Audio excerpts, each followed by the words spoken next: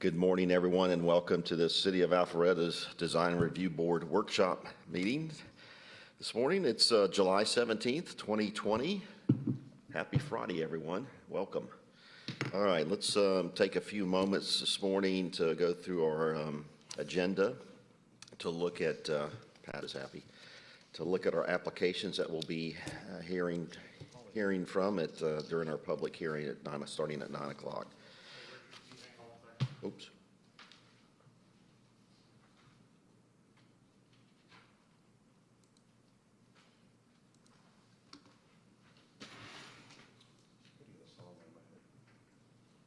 What song?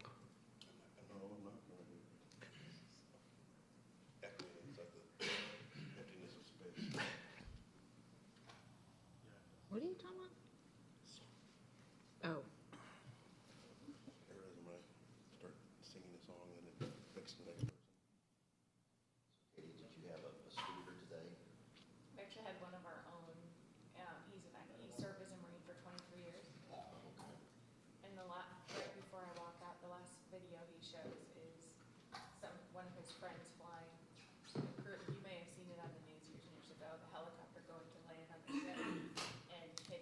Oh, it goes over? Yeah. I'm like, yeah, this is the way to end. Yeah, walk out. Yeah. Let's go get to work. Yeah, so his point was life is precious. No. Okay. So our first applicant we're going to hear from this morning during our public hearing will be Ceviche. And looks like they are enclosing their kind of out there. It's covered right now, but their outdoor dining patio area. I'm going to enclose it with some kind of roll-up operable kind of garage doors, I call it. And then pretty good. This is a pretty decent picture of existing. And then this is what they're proposing. This would be a roll-up and then a set of doubles. They're also going to enclose down this side. I talked to them about enhancing this down here a little bit, and they may do some. I'm not positive they got a real good angle of what is this side's going to be, but because of chairs scooting back and whatnot, they're not going to do glass at the bottom, so it'll be a solid surface, like chair rail height down, and then glass above it. Solid surface as in what kind of? I think it's probably going to be metal. oh, for the on the side. the sides, they say they're going to be non-operable doors. Yes, they're going to be non-operable, but at the bottom, they're going to not be glass doors. And they have one of those already inside their facility. They do. Towards the back of the store, because I was in there last night to check So it those would be, out. I guess this is a decent view, so it'd be along this side here where, nobody walks in there. It's, You can't. You can't get in, no. So I told her, I thought it was silly to do operable garage doors in there, besides the fact that it was going to be somewhat problematic because of the height of the roof on that side. And Well, they got fans up there. They got heaters she's gonna up there. condition the space. Are they? She's they're going to enclosing condition the back? space. Yeah, I'm sorry? Yes. They're enclosing the back too? Yes. Yes, with metal, Yeah. kind of a metal siding. And they're going to condition the space. Oh, okay, that's right. Real quick, Brett, if you go back into that picture, the picture before, see all the crap sitting to the left? That's going to get I took a hidden. picture of it. Yeah. There's more, and there's more. Yeah, there's more there, yeah. Yeah. Yeah. It needs some sprucing up. Yes. It needs either to be a little shed put out there, they can put all underneath, they need to do something besides just leave it in the. Let's maybe not suggest a shed, but maybe something maybe a shed roof and another wall or something that can, Isn't that a shed? from the outside. Just don't use the word shed. Well, there's a storage shed somewhere else downtown that I don't really want to get that practice started. Understood. Trying to get rid of it. So, but if we say, hey, so from the inside, you're not going to see that stuff anymore, but from the outside, you still will. Yeah, so I think we can, I think we can ask her to do some stuff. Even that railing could stand to be painted, is that? Yes, Yeah. No, but yes, I think she's going to spruce it all, yeah. like some skateboarders. The roof could use some cleaning. It's getting a little grimy back there. Brett, scroll down to the picture of that area, go. So there's some steps to the right there that go to the adjacent restaurant. Yes. So they're gonna block those off then? No, don't really know. They don't want to, they don't have to have them open. It's a little weird because that's her property, but Those steps right there. the steps go to so truck they're and tap. Right here. So, Yeah. I mean, she can block them off if she wants to, but I think she's gonna put a single door there so that it can still be accessed. So, but, Okay. And then the rooftop unit is gonna, They're gonna go to the roof, but they're gonna need to be screened. Because they don't look, Right. they're condensing units, basically. and she's kind of proposed a little bit of that right here. We don't know exactly where they're going yet. She's working on the engineering, but I told her because of the time of ordering all this glass system, I said, let's get into DRB. You know, you guys aren't really into, can they go there and this and that or the other thing. It's just, they need to be screened if they do go there. So I said, you know, either come back or propose a little screening now of where you think they're gonna go, and then we'll go from there. can you scroll back up to the existing front view? Right. Okay, so we're at the to be whole, the round sign. What is that wood, what is that hiding? I mean, what That's is? That's a like condensing unit. No, that's a waitress stand right there. The condensing units are back inside. They're underneath. back inside? Yes, Okay. So what's happening? That's gonna all go away. that goes away. They're And- taking that out. And then to be whole, are they gonna try to put that sign, that? Well, they already tried to do some stuff, and happened to be there, and I said, no, no, no, and no. As if they don't know. So, What did they try to do? they were putting up, I wanna say 4 more signs. The bakery was? Yeah, Well, we had a problem with the first one, yeah. Yeah, so we, you know, okay. Brett, hold that image just a second longer. There's a space there to the left on the ground. Here? Where there are a lot of drainage things happening. Maybe they could use some decorative river gravel with a gray color to there's some gravel there. What I would maybe ask y'all to do is ask for some greenery right there. I suggested greenery all the way back, and then that's when she told me that the bottom was gonna be a solid, so you wouldn't really see these pipes that are going back there anyway. So that kind of took that away, but I did suggest this up front here, that it gets something. Was that her property? It's not It adjacent? is. I mean, any greenery, it's not gonna survive that environment. You don't think so? But if you put the river rock in there, or maybe even a couple pots on top of river rock or something like that. Maybe something like that. I know because of this meter, she's gotta be really careful what she puts there anyway. I think probably visual anyway. I don't think there's a meter reader that comes to look at it. No, but Georgia Power doesn't Access, I get allow stuff, you know. So yeah, maybe some, you know, since this is gonna be gone, it'll open up this area a little bit, and maybe some pots or something on the side there to get some green. Yeah, linear. Or a linear pot, yeah. Yeah, just something that, Something that hides this portion of the Yeah. stuff a little bit. Yeah, it's kinda like that forgotten. Okay. It looks like, is that downspout dumping water there and just causing washout?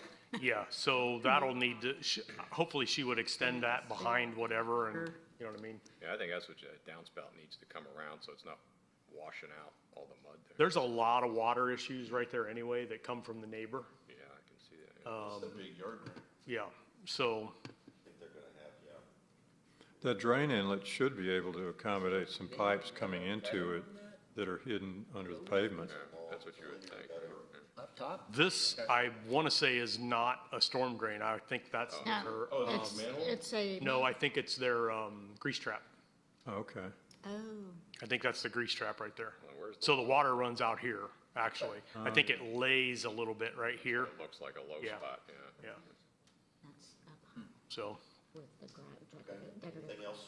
So basically, she wants, her thought on this is, Oh, no, just. it was fine before, but we have no idea what's gonna happen with restaurants and the social distancing in the future. And so with the limited amount of storage that she has, she's already lost most of one area of the dining room, which was, if you've been in there, is kind of behind the bar, storing the extra tables and chairs that she can't use. So she said, you know, if we continue, I need more seats, and I want the people that are sitting to be more comfortable, you know? So that's why she wants to condition the space outside, get rid of the AC units that are back in there, so you can open this up and get a few more seats in here and still have some conditioned space. Most restaurants are adding outdoor space Yes. for coronavirus, right? Well- Because outdoor is safer. Outdoor is winter safer, comes. but she can't get many seats out there, so, Yeah, that's true. It is a pretty narrow patio. Okay. Yeah, anyway, okay. Anything else on? CJ? no, I Okay. think we're good there. And then we're going to hear from the folks with Stack Infrastructure on a new data center adjacent to their existing data center there on Webb Bridge, kind of squeezed between Webb Bridge Road and Morris Road. I hope they bring the landscape architect. There's some problems. Oh, the statement I'd like to read. So this is the same company Yes. as the other? 'Cause I thought the other one was T5 or It was. Was. Name, They sold. They sold. Oh, they were, okay. Yeah, Yeah, it's, they're usually high data center. I go, Yeah, go it's by like, there, yes, it's it's like hard the to see FBI's anything back back. yeah, I think of a data, if we had to have a data center, this has got a pretty decent look to it. Yeah, You know, now, strangely enough, though, the worst side of it is this is what we're gonna have, which is the closest to the street. okay, wait, so that side, that center, that one right there, Yeah, so this is, actually, that one bridge, or? this view is Morris. Okay, it's closer to Morris. The challenge is, I think this is in a hole if I get my, I think it's actually going up. it's up. Because when I drove into the assisted living facility, Assisted living is down, yeah, but this portion is up in the back. okay, did they change their name, that assisted living? Yeah. Have a new name? New, Yeah, I think it got bought. signage? it was Autumn Leaves or something. Or, no, the assisted living facility that backs right on, I think it's Autumn Leaves. But yeah, it seemed like it went way down from Autumn Leaves. The topography went down. Oh, okay, all right. So one thing that staff kind of talked about that I think we need to hopefully get some decent views of, or maybe someone can explain a little bit more. This exterior area right here is, I believe, their cooling area, cooling tower, you might say, but it's on the ground. And it's got these louvers on here. I don't know, I think our landscape architect has provided some future plans of kind of a 2-year, 5-year kind of what things should look like out there. Yeah, well, they're dreamers. Consider But 5 years. staff's question was, since that site is up and louvers typically face down, are we gonna be able to see in there for a Oh, good go ahead. while? Yes, looking at, So what's that, and should maybe the louvers, if they can, should they be going up? Don't really know, you know, how that affects anything, but I just wanted to bring that to you guys, just bring it to your thoughts. I assume that was their generator enclosure on the side. I think it's both. I think this is a generator, and I think this is a cooling tower. Yeah, I mean, those things are the bigger than diesel trucks. Yes. Yeah. Eventually, there's gonna be Well, on T, Yeah, I think there's a plan for 3 of them. Well, it's 2 megs now, and they're going to go up to 12 megs. So they're going to Yeah. 6 times in the size. existing data center has their generator enclosure right on that same side. Yes. Even closer to Morris Road, but you can't really see it. Right. Yeah. Right. So I think it'll be fine, but I know we always kind of talk about, and our landscape architect, Mr. Corkle, usually brings up what's stuff gonna look like for a couple of years, and then what's it gonna look like in 5 to 10 years. So strangely enough, he provided some documents of what it might look like in the future. And I will say that if anybody has taken care of a property, Stack has taken care of this Yeah. property well. It looks good. T5 did. And T5 did also, but, you know, I don't think Stack is gonna, based on what they're building here, I don't think they're gonna let it go to pot. I mean, the corner you don't even know there's a building back there. It's just natural in front. Yeah, From Webb Ridge is gonna look the same, then eventually from Morris it's gonna look the same. The thing with data centers is you host a lot of, you're hosting your customers in there, right? And customers always want to visit the data center. So they want it to look nice because they're bringing customers in to show them the data center where their stuff is going to run. Yeah, so they want it to look nice. So they're going to want it to look nice. Sounds so So, boring. when we get to this, though, they're in need of some variances and based basically on site plan. So, what I'll ask is that if we're going to approve site plan, we approve it in concept based, and landscape also, in concept based on meeting the code and any future variances that might be needed. Which is, So That what, way, they don't have to come back after a variance. what kind of variance are they asking for? So they're gonna need parking, we're looking at possibly a stream variance, we're waiting on some paperwork from them to see whether they are gonna need the stream variance. At this point, we don't think they are, but maybe. But they're gonna need parking and, They want less parking, right, Yes. than well, required? yes, than required, yeah. Because they don't really need. No, they actually need less than what they're showing, but what they're showing isn't compliant either. So, Even as a staff, even for a staff, administrative variance? right, still not there. All right. So, but we wanted to push it forward because we're fine with the building, everything, it's a good user to go there. So staff wanted to push it forward so they weren't, we were working on both at the same time. Normally, we would let it go to council first, see if they're gonna do anything, and then bring it to you guys. We're doing it in conjunction here, so. Well, it is kind of funky, that separate little parking area that comes off of Autumn Leaves. Right. I mean, it's not even really connected to any. And I think that's why, I believe that's why it's kind of grayed out. I think that's maybe what they don't necessarily want to build. Because there is a drive entrance off the Autumn Leaves Yes, entry there into, it just dead ends it right just into- dead ends. We had Autumn Leaves do that for future. Right. Property line actually splits that drive. Okay. And there was a tree right here, and It not is. sure, do you know, is it gone? No, It it's is there. still there, but it's It's- already been recompensed. It had already been recompensed, a la yeah. Autumn Leaves. Yeah, so it either lives or dies, but it's been recompensed to go away, so still that's looks- not their Still concern. looks pretty good. Yeah, It looks pretty good. The top of it is dying out, Okay. but it was damaged when Autumn Leaves put in the driveway and all that stuff. It got into the root zone, so therefore it's been recompensed, so but not removed. site plan and landscape, if we can do that in concept based on code, then, based on meeting the code, then we'll be good there. Okay. And then the landscape architect can deal with our arborist when it comes to that point. does the stream go under the building? I No, it- believe the stream Goes goes around. Goes- here and then Yes. starts a pipe, which they're gonna finish the pipe, it goes this way, That's what I thought you said. I thought they were, The site, and then it opens, and then it's piped again. then it's Yeah. piped again. Because where they're showing the stream on the site plan, it looks like it runs right into the side of the building. Yeah, there's a portion that's already piped. they're gonna move the Already. piping around. So it is a blue line? Because that was done blue 20, line? 30 years ago, right? That's done a long Before, time ago. Yeah, Yeah. on the USGS survey map. Okay, all right. That's protected water, that's like federal waters, and is that a blue line stream? No. I think it is. I haven't seen the Okay. FEMA map. Okay. All right. So, but that's not, we don't need to worry about that anyway. That's a stormwater guys and stuff to figure out what they need to do. I'll worry about it. I won't get any sleep. So Okay. they got some pretty good site views here.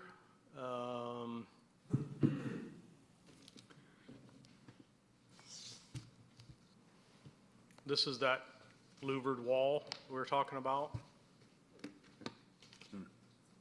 This is the 1-year planting. So obviously going in, you'll see a little bit more, and then Mr. Landscape Architect gave us a 5-year, He's on. getting better so long as stuff stays alive and healthy. There's a lot of American grow in there. That's extremely conservative, actually. Well, I hope I'm not on the board in 5 years, because I'll be coming after you. Here's the front. Staff was pretty impressed with the front. It's got a good view. We agree basically with although we didn't hear him till today, but we agree with Mr. Swing's comments that, this is what they want any client that they're gonna bring to see. And so to have the decorative and stuff to the front, that's a good. Also, you've got a new hotel that's going up right across the street, along with a pocket park on the corner. And, you know, you got another hotel that's gonna be starting, in the Cambria Suites. We got Home to Suites that's already up and running, so it's a nice view for them.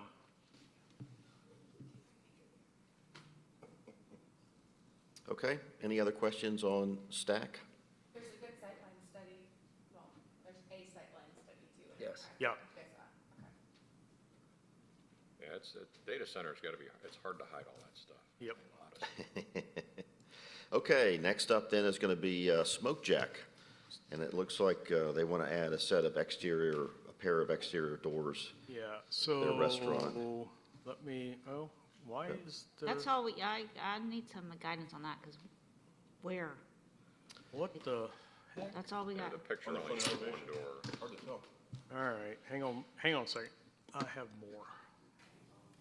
You're going from a double to a single. I must have picked the wrong file. Way to go, Brett. Huh. And when I work with them, I don't work with the file that's, probably should, that's uploaded to you guys. I think they're 29. I took a couple pictures. Let's see if I can find it here.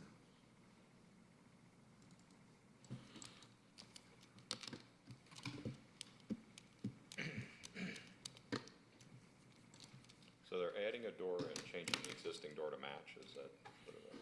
Yes, that's what they want to do. So, just real quickly, the brewery is over here, their other doors are over here, and they want to add these doors into their restaurant. Might have to go like a street view or something. Here's my street view. That's Camera. what I did. Can we see it out the window? Yeah. Put it where that little patio. I looked They at it wanna on the put way here. That pair of doors over here. They already have a pair of doors here. Right. You can see that. And then they want to put Yeah, another pair over here. The two windows on the left are the bar, right? And then Yeah. Yeah, yeah, that's, there one's, Separate entrance to the restaurant. so the new pair of doors they want to put down here on the very right-hand end. And they've got existing doors there, so they're gonna take the oh, yeah, 'cause they existings redid out. the entire inside of it. The whole inside. Or with coronavirus, they might want one way in and one way out too. Maybe that's where their New fingers is, floor, yeah. one way in and, And new, they've changed the seating. Okay, so, sorry, I am not able to find the rest of that, so. But yeah, they wanted to just add the two doors. They're And I said that, I told them the design review board would never allow two different styles on one front like that. They needed to do something. We encouraged them to add two matching the existing, because they're nicer, we felt nicer looking wooden doors and added a little bit of pizzazz to the front. They chose to go the other route and want to try to add and change the wooden doors over to these more storefront doors. okay, any other questions about Smoke Jack? All right, and then the last applicant we'll hear from will be Crow Cabinets. So Crow Cabinets had an issue of some water damage that they were beginning to see, and this was their existing front here with the mansard roof, and had a little bit of stucco with some board and batten style look to it. When they started investigating the water issue, they found a lot more. So they went ahead and stripped basically all of the wood and all the stucco off the front because they had a problem. So now what they want to go to is this look here. They've got existing CMU that's there. This is a bay window currently. Looks like they're going to change that over to more of just a plain picture window, add a little metal awning to it. We think it looks pretty decent. They did go ahead and re-side this portion of the building here because they had they had issues, and that portion they couldn't, there wasn't CMU behind it. It was just open, so they had to go ahead and do it. I'll What, let you guys decide what you do with that. I've got an existing picture here. It was metal before. There's a bunch of existing wood out there already. It was metal before, yeah. and it's still metal, however, it's galvanized. What's that wood to the right? That's they had a fence there and they had the same problem. You So see they the fence? just made it new. See, Is that the kind of wood they're gonna put on their building? I think that's what they want to put here and maybe an accent at the top, but we'll have to confirm with them. There's no, but what color? They said no color. Uh, Are they asking us supposed to be bringing- suggest a color? No, they're supposed to be bringing it. They're calling it cedar framed. At the top, Correct. Isn't this the Cedar. building that's multiple colors too around it? It was, yes. So now we can have them make sure they're all the same. We can get this to look the same. We can't Not the require other. anything but this portion right here. Yeah, The other buildings are owned by somebody else, I guess? Oh, they're his. yes. But they're not part of his application, so we can't say, okay, well, you have to do that building over there also. Can we, But we can make sure this building is all the same color all the way around, or we can only talk about the front? Really It's- only you what you can't can see see from the those. street. Well, you you can't can see see- the rest of it. You can see a little bit of this side as you're driving by, you Yeah. catch a little bit here. But it's a warehouse. How are you gonna adjust it? Yeah, and they may have sided around, I didn't look. Brett knows there's been controversy. Yeah, there's been a lot there from the neighbors, It but, just needs to, I mean, I guess we can't, they've been there a lot longer than the neighbors, so. yes. Yeah. so they took, what did they take off of the So they skin? took the front of this off Well, and had to replace it. I can't see what you're pointing to. Front of This, the metal where the metal is, right here in the middle. warehouse part. Oh, they took that off. I was looking at where the block is. There was Nope. something on the block. So there was a mansard roof. Yes, but- And stucco on the Okay, front. I think they need to go back with stucco They pulled that off and because this painted concrete block looks like your basement. Sorry. Well, that's what it is, that's not what they're proposing, correct? Yes. Yes, that's Yeah, what they're paint the proposing. CMU. Yes, they just want to paint the CMU. Oh, yeah, wow. they're gonna add some detail to it, with the new metal awning, the cedar at the top. So it's gonna not look like this. It's going to look, They just didn't do, And they didn't do color elevations. New bricks and new brick steps, I think it said, front steps. I believe it's new front steps, yeah. And it's, are they, okay. The CMU was there. That's- Was Yes. there, yeah. That's what's there. That's why it can stay. Alpharetta, in front of Alpharetta, right? Normally, we would not, now, the code would not allow a CMU wall to be painted and that be the exterior. But wasn't there something on top of it? There was Wood. stucco No? and a mansard Cover roof. it with a cedar wood. But it could be required to be restuccoed, for example, or covered. It was covered before. It Could wasn't be, visible. could be, yeah. Yeah, it wasn't visible before, so that's what they, so I don't understand the comment that it was there, so it's allowed. Because it was Well, it covered was up. there window, before so that. Yeah, I drove That by was it yesterday. revision to the That's building. good, yeah. sketch. So it wasn't built Yeah. like that. It was Right. built like this. Yeah, Then they revised it, Finally in, getting I want to say in the backspace, 80s, yeah. they said to that. right. So based on our code, the CMU existed. That's what it used to be. It could Anything that remain. existed at any point in history is okay. Because we can't, now if they said, we're gonna take part of the CMU away or, more than 50%, Kind of a then we can, we can do the whole thing. Frenchy.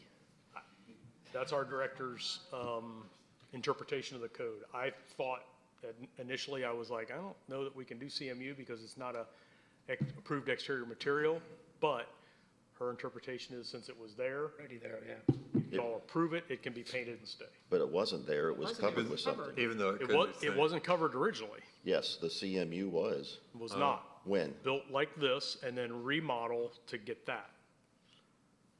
That's what we've been told by the historians, that it went up, it was originally a CMU building. And then they think somewhere in the 80s, it got that refresh with the mansard roof and the stucco. I mean, this thing's been around, this building's been around for 90 years. They weren't doing stucco on the front of buildings back then, On a side at least note, this building. Then Brett, in that case, we go back to original landscaping too and get them to add something? I believe they are, which I asked Mr. Crow because I heard from David Shostak that he's been in contact with them. They contacted him about changing some landscaping in the front. So I told Mr. Crow hey, if you're changing the landscaping in the front, we need to review that also. And he said, okay, so I think he might be bringing some stuff today. They cut down They- like the they magnolia killed all the tree land. in that Yeah. corner. Yeah, there's some stuff they landscaping. took out, so.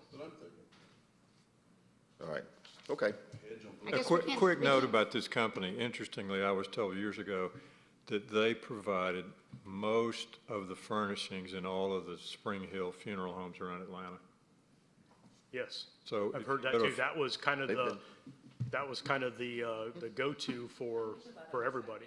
Yeah. Louis, I can't think of the Louis Jones? funeral, Louis Jones. Jones. Jones, yeah. Yeah, kind of pushed this pros as kind of the way to go. I guess, and we can't say anything about the monument brick. I mean, can we ask him to pressure wash it at least? Oh, yeah, Yeah, yeah. you do that. And really, I mean, it's pretty nice, but you could make it match the building too, if you wanted to do that. It's brick. Across the street is a big brick building, so. A beautiful big brick. Yeah. That's cool. The news. Yeah. Yeah, okay, So, that's that. all right. Anything else on pro cabinets, cabinetry? All right, let's adjourn our workshop session. Go get your coffee cups filled, and we'll start with our public hearing in 5 minutes.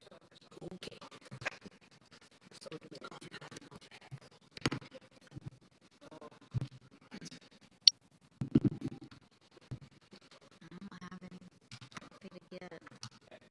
Mine's full. Aaron, do we just leave this run? Why are you sitting out? Do you have to sit out there when you're? It's working, so don't touch it. You ready? Okay. What are you? I put them for 9, we should start at 9:15, so once they come back, we need to do maintenance stuff. Yeah. And then you can leave. Unless you just want to be entertained. But that's kind of good though, right? Yes, my pleasure, yeah. I mean, you don't want to be like sitting around. Oh, trust me, it's odd. It does not match up with kind of what everything else is going on. And to be so, and then it was also all of our different, managed rules for operating. Yeah. It's just crazy. Well, so what do you think of the housing market during all this? Because obviously We're this is, busy as all. you are for both buying and selling. They're doing more, Technically by the code. probably on track or even better than what we were last year. Right, so what do you think about the house on Milton? That's one of the, the 3 new builds. That's 1.5 and it's just sitting there. Why is it just sitting there? So the one on, which one are we But, talking? No. it's already done from Crows. Yeah, I don't know what's going on with that. I think because it's on the main drag, I think that's really probably the challenge for it. So, Really? yeah, I mean, it's what's really interesting, unless you're kind of like, okay, so let's say if one of the ones that they're building on Haynesbridge Road, let's say if those went on market, they may sell. Okay, but I also know there's one over on Boise, right at the corner of Thompson and Haynesbridge Yes. Road that went on the market. Now they were really pushing the price, but they're You're talking about the one that's in Kelly's neighborhood, yeah, right at the roundabout. yeah, right at the roundabout. Yeah. And so that went on That one's market at sitting there too. 950, which is high. I mean, honestly, I never thought my gut tells me because, just based on what they paid for it and because of the location and all that, it probably should have been more in the 850 range, so they were really, really high. But obviously it's lots of traffic, I mean, so you obviously probably get some road noise and, Oh yeah, and it's right on the road. walk around and- Right there. So again, I feel like there's some challenge with all of the main drag stuff, Yeah, well, we back up to Mid-Broadwell. That one, we put our house on the market several years ago, and then ended up, and our realtor was like, "Go ahead and take 20 grand off because you back up to Mid-Broadwell." Yeah. And we can, although we have it heavily landscaped now, you can still hear it. Yeah. Can't see a lot of it, but that was what he was telling us to, and we were like, "Screw it," we just pulled it off, and we're like, "We'll just remodel Roswell, it." it's not like you get like mass road noise. You do We get get a little- lot of road. Is Well, it- my neighborhood's across from the Lex. So we get a lot of the Lex. Oh, yeah, I guess so. And it's close to You're right. Will's, where No, I Will's. know, I think and you do, that is a bit, pretty heavily It's trafficked. very, right now. yes, and it's where all the wrecks happen. Yeah, people wreck there all the time. It's kind of entertaining. It's like, oh, there's a wreck.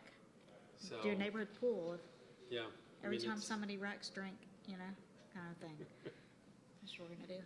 But it's been kind of interesting. But in the meantime, so 3 houses actually went on market in East of Maine. They were resales, $950, $950, $950, under contract in a day. Because again, they're in the It's community. right, but it's right off. It's not on the main. No. But I see what you're saying. Like the ones on Haynes Bridge, those massive ones. Like I could see those going. Just like- because they're just extraordinary, And then, they're looking at City Hall and the pretty park. that's right. And, That's right. but I mean, I love the one that's on Milton. I mean, I love it. It's a nice I would house. walk in No. there all the time when it was being built. Oh, I think it's a beautiful and house. it's like It is. they've decorated it really pretty, and trying to I'm think what else, surprised it's just sitting there. Some other. Although I would not pay $1.5 million for Well, it see, at and all. that's the other deal. I think everybody's really, really, really pushing numbers.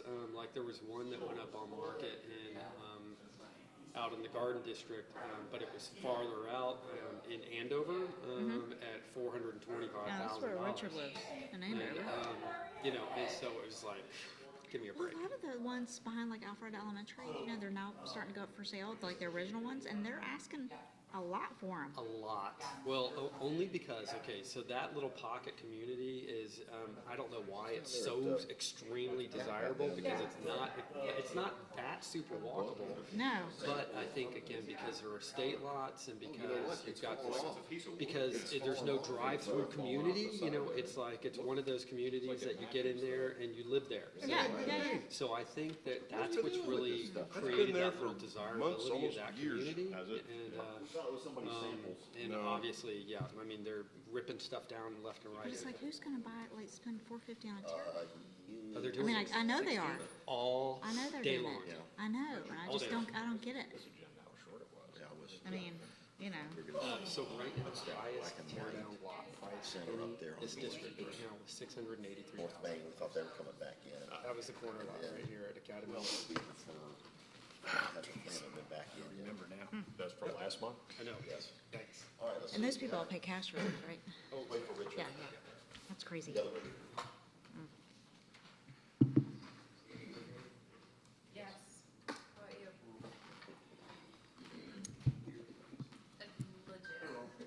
What's that picture? What's that picture of right there? This Yeah. Is that picture, anything? what's this, the picture of that last applicant, That's what. Oh, what? Oh, I want to see. That's yeah. we have, Which I drive by it every day, but I just. Okay, where's Aaron? Have you pressed the button? Yeah. Are we ready to go? Oh, look, they did. They ripped out that everything's shrub. gone. Yep. I think that tree's They cut way back. Yeah, his wife, they got divorced, and his wife lived next door to me. Ready? Yeah. Years All right, good morning, everyone, and welcome to the City of Alpharetta's Design Review Board public hearing. Today is Friday, July 17th, 2020. I want to welcome everyone this morning. Great to see everyone in person this morning, so thank you for being here. First order of business is roll call. Looks like She shows up. everybody is here and accounted for, so we're all set there. All right, a gentle reminder for everyone, if you will make sure your cell phones are in the silent or off position, please. And then if we'll stand, face the flag, and we'll recite the Pledge of Allegiance, please.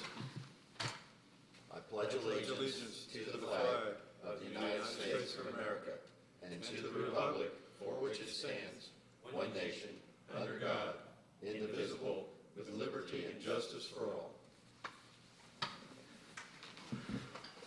Great, thank you for that. All right, next item is any items from staff this morning? I'm looking at Brett or Aaron. Nothing from staff today. Okay, very good. Any items from board members this morning? I want to thank Aaron for stepping in for Ellie this morning. Thank you. We'll try to make sure we are clear and concise with our motions this morning. And I will announce who makes the motion and who seconds the motion, just for clarity, since you probably don't have our voices memorized at this point. And for board members, we'll try to social distance ourselves up here on the dais. I think we're starting out on the right foot up here, so we'll try to do that as well. And those folks in the audience too, if you will try to social distance yourselves. Okay, next item is meeting minutes from our last meeting, from our June meeting. I assume everyone's had a chance to take a look at those. Yes. I think Ellie did a very good job. Okay, can we get a motion to approve? I move that we approve the minutes from last month. Okay, very good. We have a motion by Mr. Owens, a second by Ms. Rocco. Any further comments or discussions about the motion? There being none, I'll call for a vote. All in favor of approving the City of Alpharetta's June 19th, 2020 Design Review Board meeting minutes, please raise your hand. 1, 2, 3, 4, 5, 6, 7. All right, all opposed, no opposition. Minutes are approved 7-0. Very good, thank you for that. Okay, our first applicant this morning is Ceviche. You're here, come on down or come on up. All right, very good. If you'll make sure you introduce yourself this morning, speak into the microphone, and you can probably give us an overview of our package this morning. Just as we bring it up. Hello, I'm Micah Orick. I'm with Ceviche. I'm the owner. Hello. Hi, good morning. I'm Tarver Siebert. Good morning, Tarver. All right. Take us through what you want to do with Ceviche this morning, if you will, please. Okay. So the side patio is currently open. After COVID hit, I started thinking about what the winter would look like and social distancing. So with the amount of tables that we lost inside the front dining and the back dining, thinking about the wintertime and losing all the outside dining, even though I have heaters, it's very big and open. So our sales are much lower. So losing those seats inside and not having outside sales would really put us in not a good position. So then I started thinking about what it would look like to enclose the side patio, heat and cool it, and be able to have the same amount of tables that I have currently if social distancing is a thing in the winter. Even with COVID not being around, it would just be nice to seat year round and have, more sales, especially with the hotel going in across the street.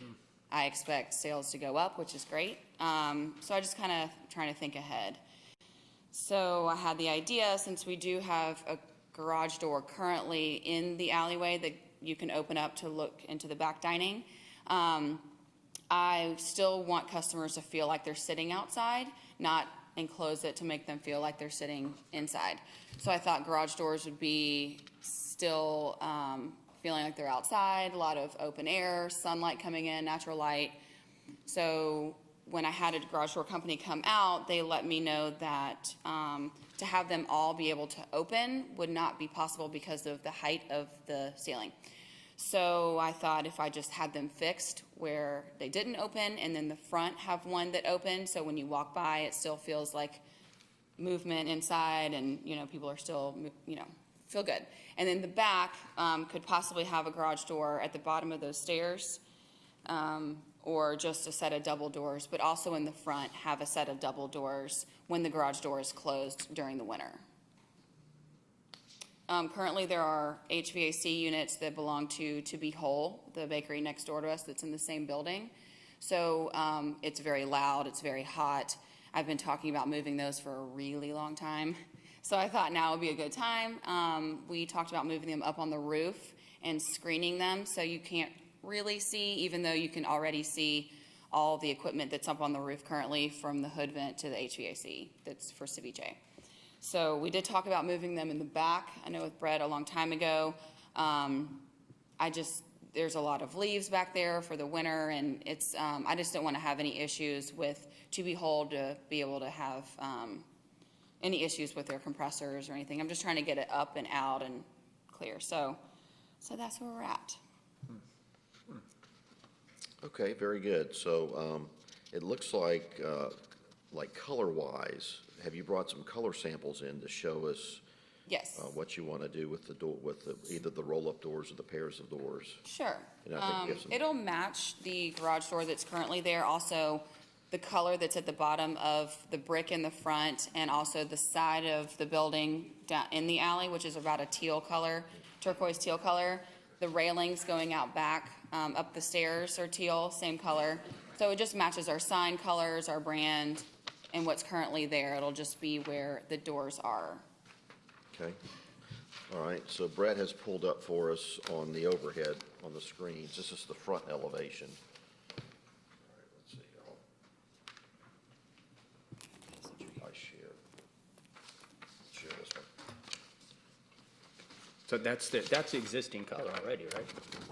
Is that, That's matching that's the existing color already. It is, yeah, on your sheet, it's circled in red as a RAL color, and it's the color of the logo and the color of, it's like an accent color throughout the building.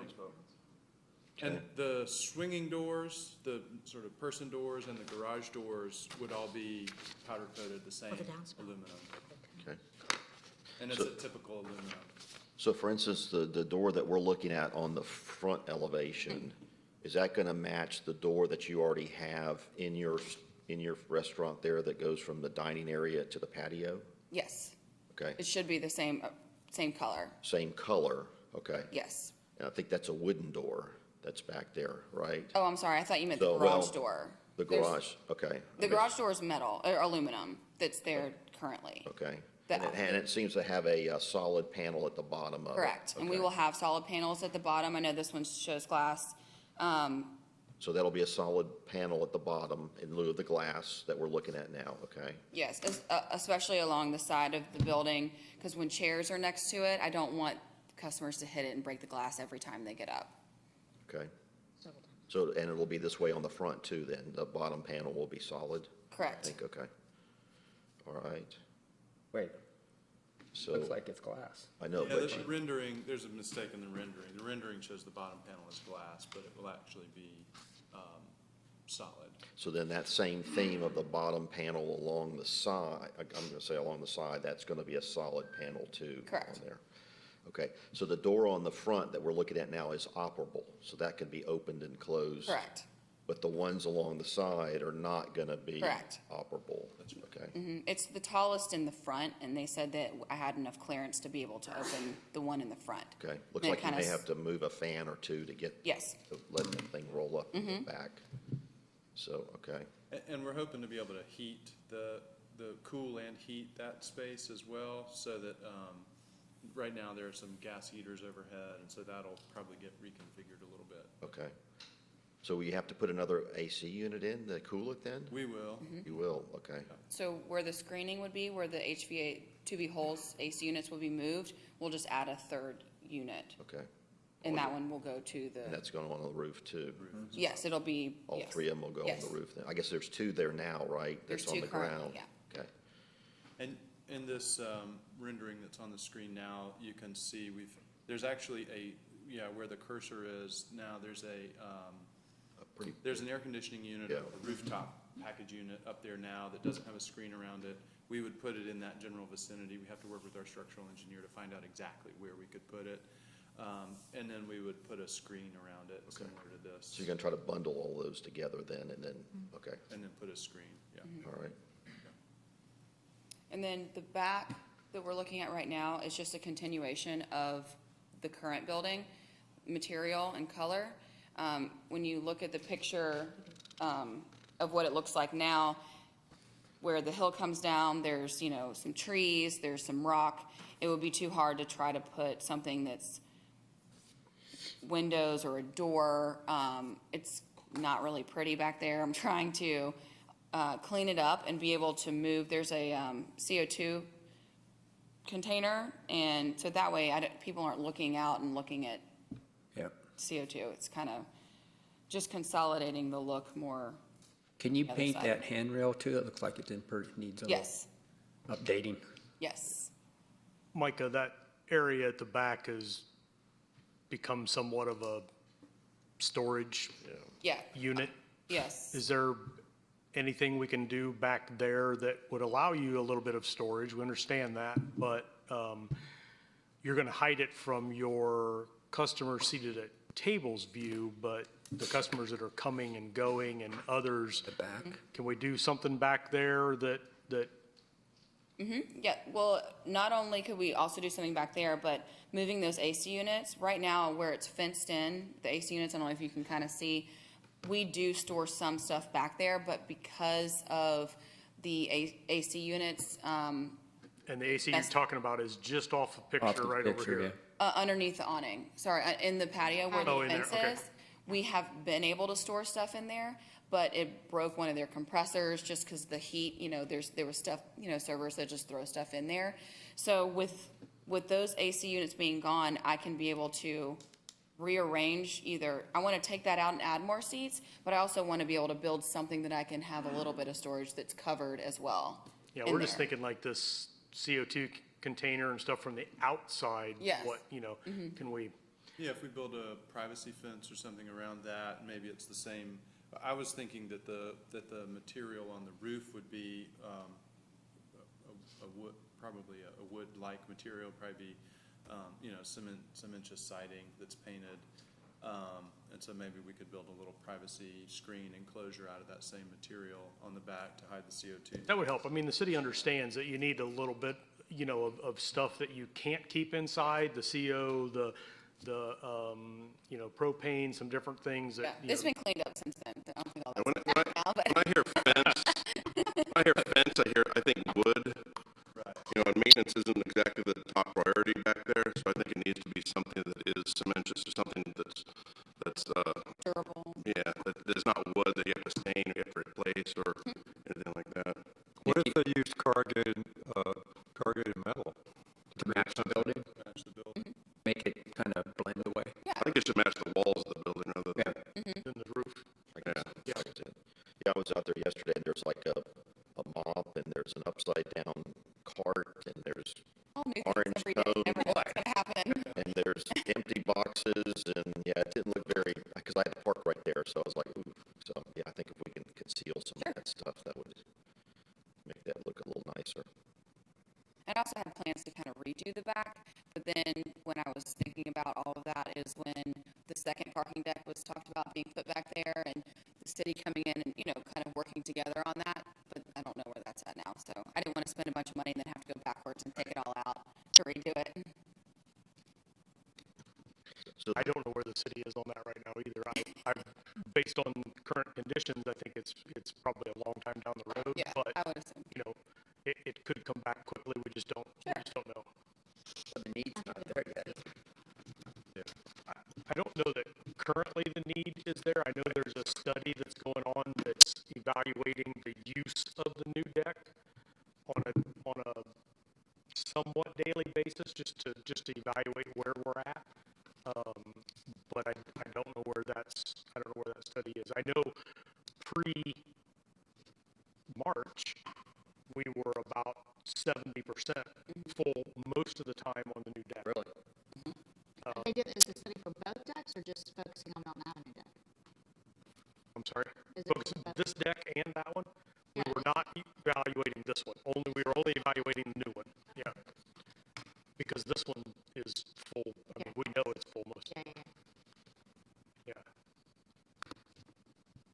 do you foresee along the side again, where you have the non-operable doors, are there any water issues along there that you're gonna have to Yes. deal with? I mean, it's kind of a tight space in there, it seems like that. So right now when it rains, the rain will come in and puddle on the ground and also run down the stairs. There is on Truck and Tap's property, there's a drain that needs to be cleaned out. I was gonna get with them. I know Brett and I talked about that the other day. Is that the drain we're looking at on the picture? That one? No, it drains to this drain, Oh. but it's all the way in the ground up where there's a couple steps that go from BJ to yeah. Truck and Tap. I know. But I feel like when we put these doors in, and we do have gutters, but maybe if I don't know, if it would help, I don't know. There's just more thinking is drainage you that get- needs to happen. Are you gonna still get water coming down underneath the There might roll-up? be some, but I'm hoping with the doors being metal and it might stop it from running in and it would just run along the side. But I do know that down the road, no? Yeah. Water's gonna go with water. It'll find its way Sure, through. yeah. Yeah, there's some waterproofing work that needs to happen up the hill and then up on the Well, roof. I mean, you've got non-piped downspouts, you've got all these drain pipes, if you look at the image up on the screen, you've got at least 3, maybe 4 open pipes, open to daylight there, so I know you've got a big flood problem right in front from all that water. So where does the water go right there See where now? it ponds? You can see the outline of the ponding. Of and then- the, The drain that's in the ground is completely clogged, that's on Truck and Tap's property. Further up the hill. Further, yeah, it's up on there. it's up the hill, oh. Yeah, well, these drains come from a pipe that's like right where the stairs come down. It's in the back, yeah, On the okay. back, The yeah. the 4 sets or the side The steps? side steps. The and side, like the Side, two, yeah. yeah. the big patio, they all kind of drain into that, and so it's filled with debris. And so I think cleaning up that water up the hill and getting it into the pipe will stop most of the water from coming down that little alley. Do you know where this discharges to, though? Does it go to the street? Because It this is just- it this is just your dumps- grease trap here, correct? It is, yeah. I mean, it just dumps out and runs straight towards the street. Right, I think it just runs across the sidewalk and into the curb, Sorry. yeah.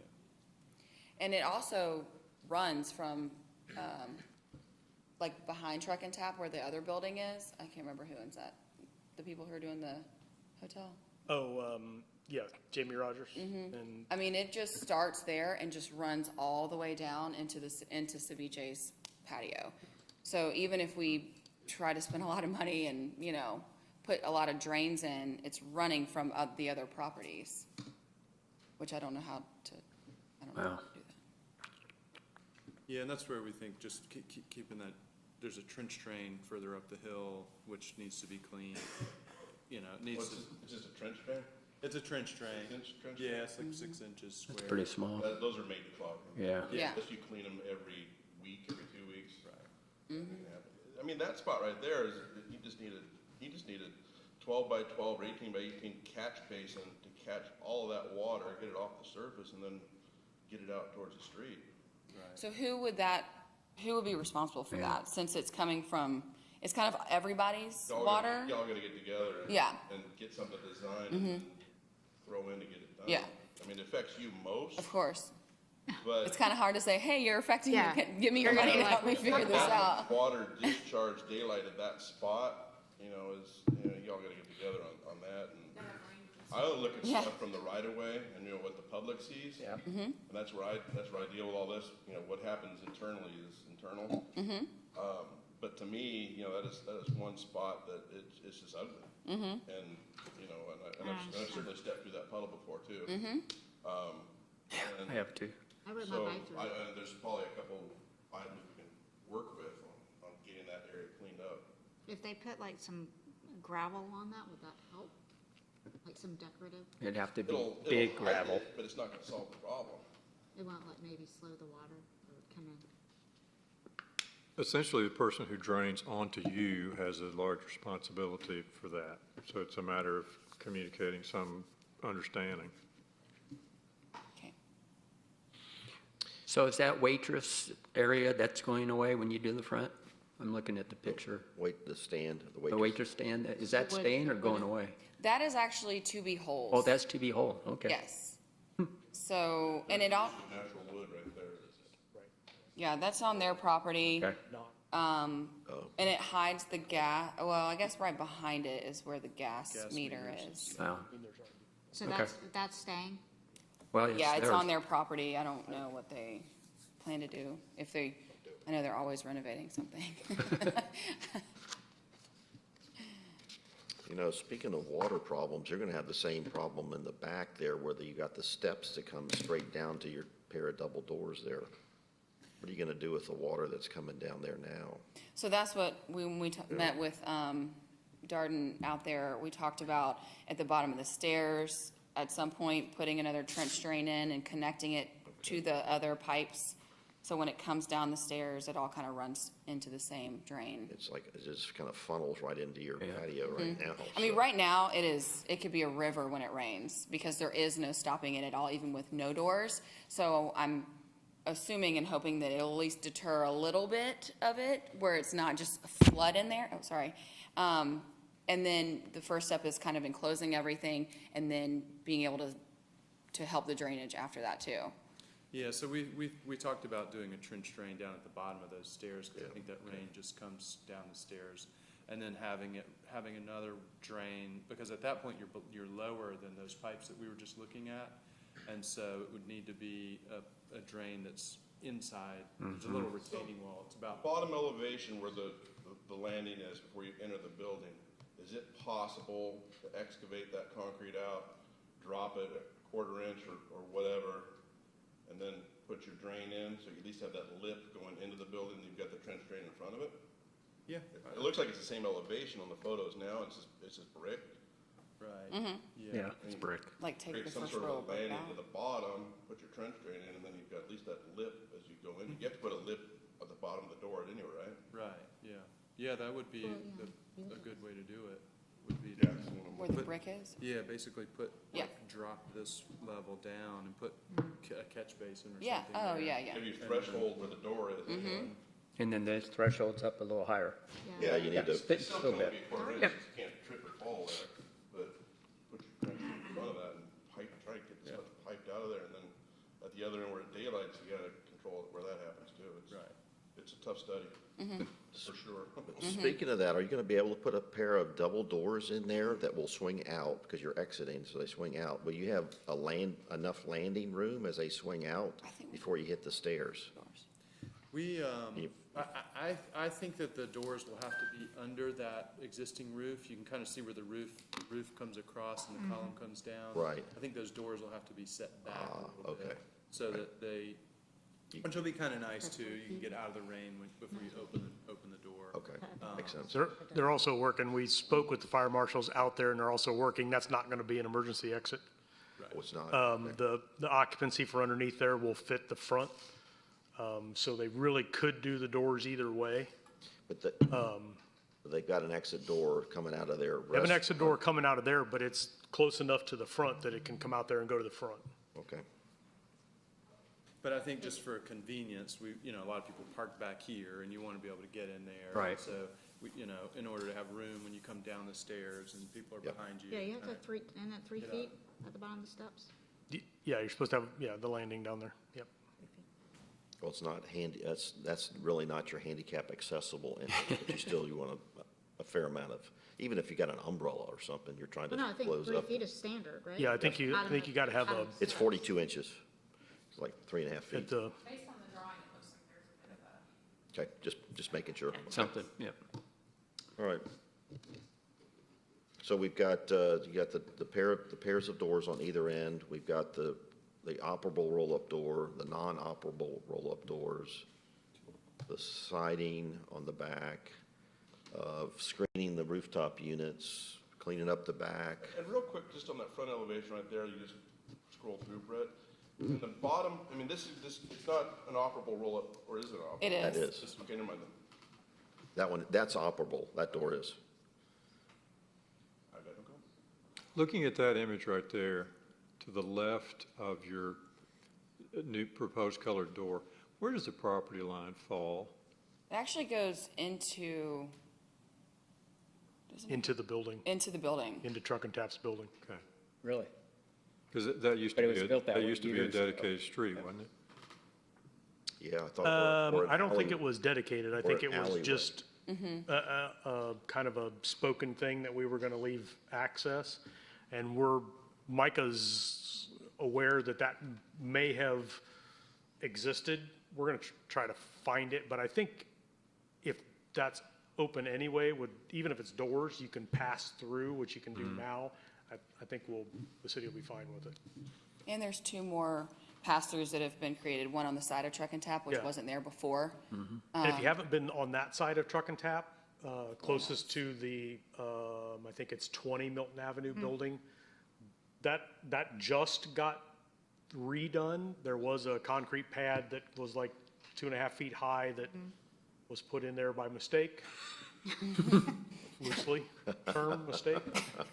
That's gone. It's flat now. The AC units that were in there have been moved. So it's going to get some more improvement in that alley. And then Valor. hopefully on the other side of Valor, that's going to get some more improvement as Mr.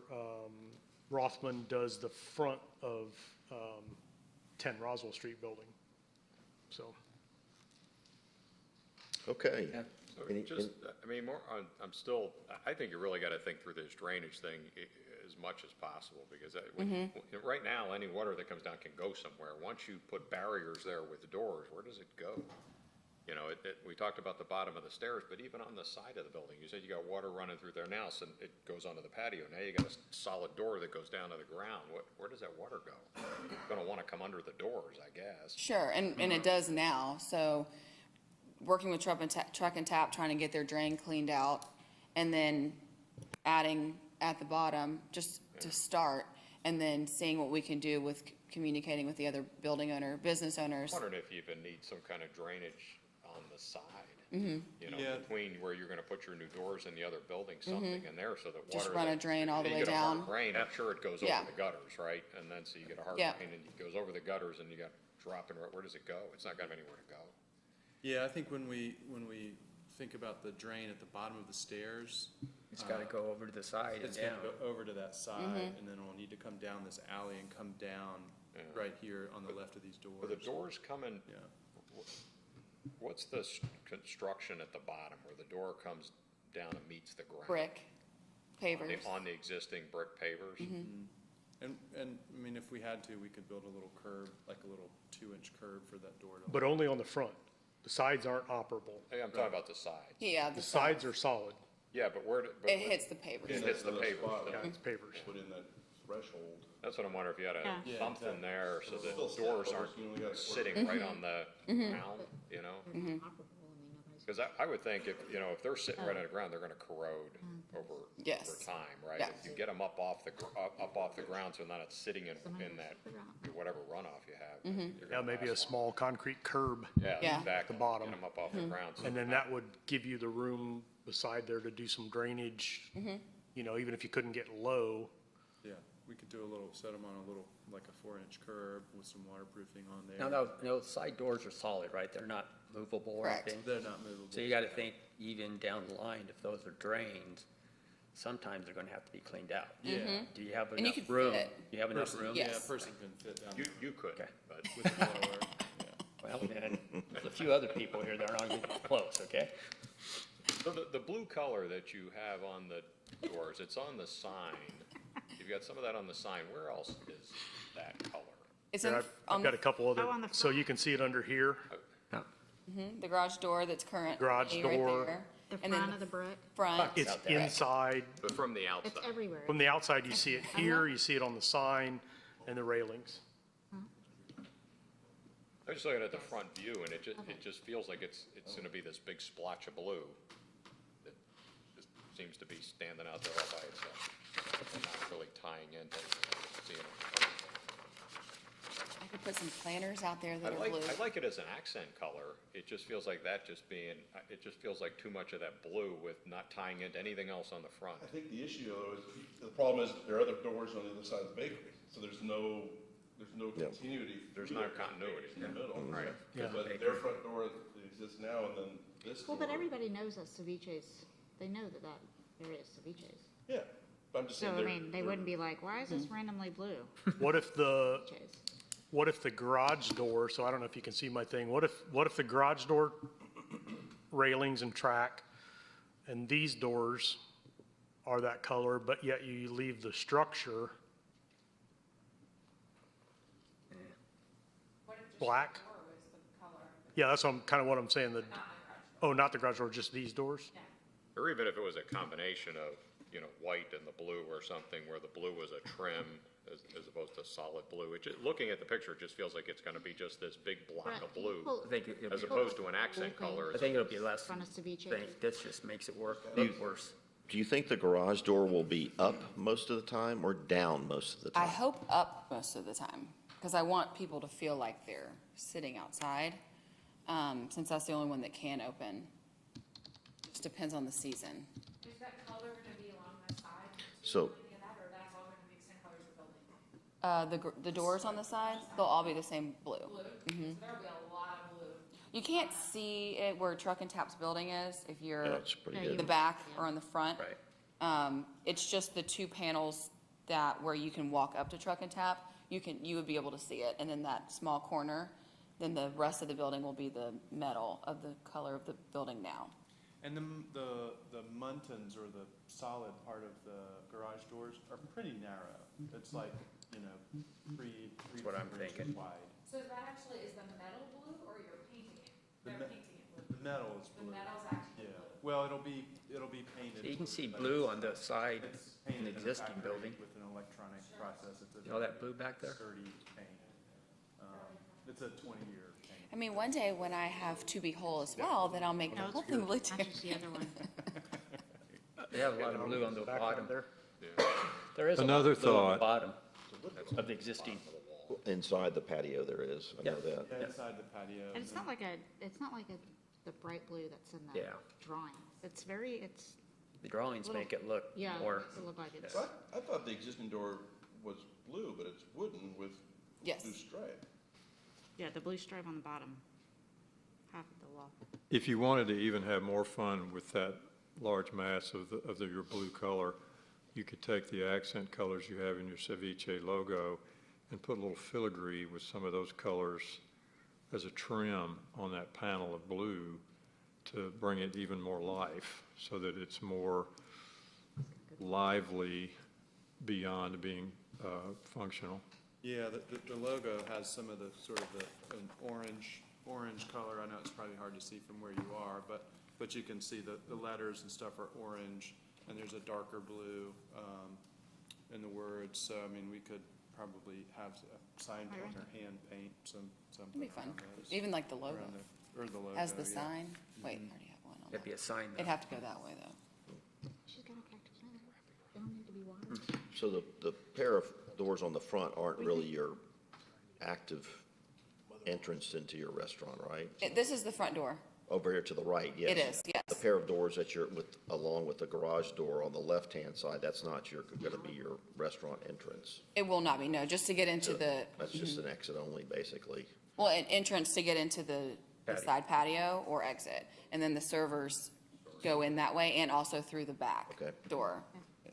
And I suspect too that you'd probably, if the main garage doors are open, those double doors will probably be propped open, both on the front and the back, to kind of keep that as open air as possible and make it feel open. I mean, people like to sit outside, so they sit on the patio, so. And the back door too, going up the stairs. Yeah, If I can open those and have just, the breeze go through, that's kind of my thought. I like the blue a lot. I'm It's really just the winter and when it's raining. that doesn't bother me that much. It's not enough to. Yeah, you mentioned planters, what Yes. might be cool too, to hide, on the left side of that picture, where where we were talking about the pipes, like maybe having, a raised, like maybe long vertical planter with your, what was it, what'd you say, mother-in-law? Then you'd hide some of that Something drainage. that's like your little Yeah. signature cactus thing going Oh, on. yeah. Like, that you could put right there, that could maybe hide some of that You can ugliness actually too. get those linears that stand up on tall with legs. Yeah, And you yeah. could set it over the drains. Yeah, oh, and yeah. Then you can use the drains and the planter Like in a the same long one spot. that just goes along the side. And it would hide the drains, Just let the drain into Something the pretty to planter. look at. Yeah, right. There's the- Something for people. if it's being drained properly. Yeah. There you go. I'd love to do something on the side of Truck and Tap's wall, whether it's like vines or, I don't know if the city allows that, like to grow up the wall. So when you're sitting there, or a painting, or I don't know, just something cool that's not just a, Well, technically, it's on your property, right? yeah, right? You could almost paint it. I would think, Mr. Corkle and Mr. Owens may chime in here. I don't know that you've probably got enough proper soil and sun and things like that you would really get the vines. But you mentioned a painting, it may be fun to engage mural. someone to maybe do a mural, Yeah. and get that with the art commission and stuff. I Okay. think that would be I a think it would be nice really place to do a awesome. mural that could help hide, I mean, all of this stuff, you know, if it was camouflaged a little bit, you know, you can't block it, Right. you know. Can't block all of it. You can't could, block you could You add can block a to portion of it, yeah. enhance your south of the border atmosphere. Absolutely. I think that would be fun, and the way the art commission is working these days, I think it's, You could paint that's a a good well in opportunity. there and use that spout. Yeah, if we did planters along to kind of hide those drains and then a painting above that way you'd still have access to the electrical equipment and stuff, so, yeah. So back along that wall, it looks like there is some kind of electrical panel further back, and there is enough room to get back and service that? There is. Okay. Yes. CALA. Yeah, it's like 3 or 4 feet. I mean, it's Is it, not looks- a lot of room. God, I've been Looks back tight. there, I never I looked didn't at it. remember it being that wide. Yeah, me too. See if you can get any images of it. Yeah. Just tell them send a thin electrician.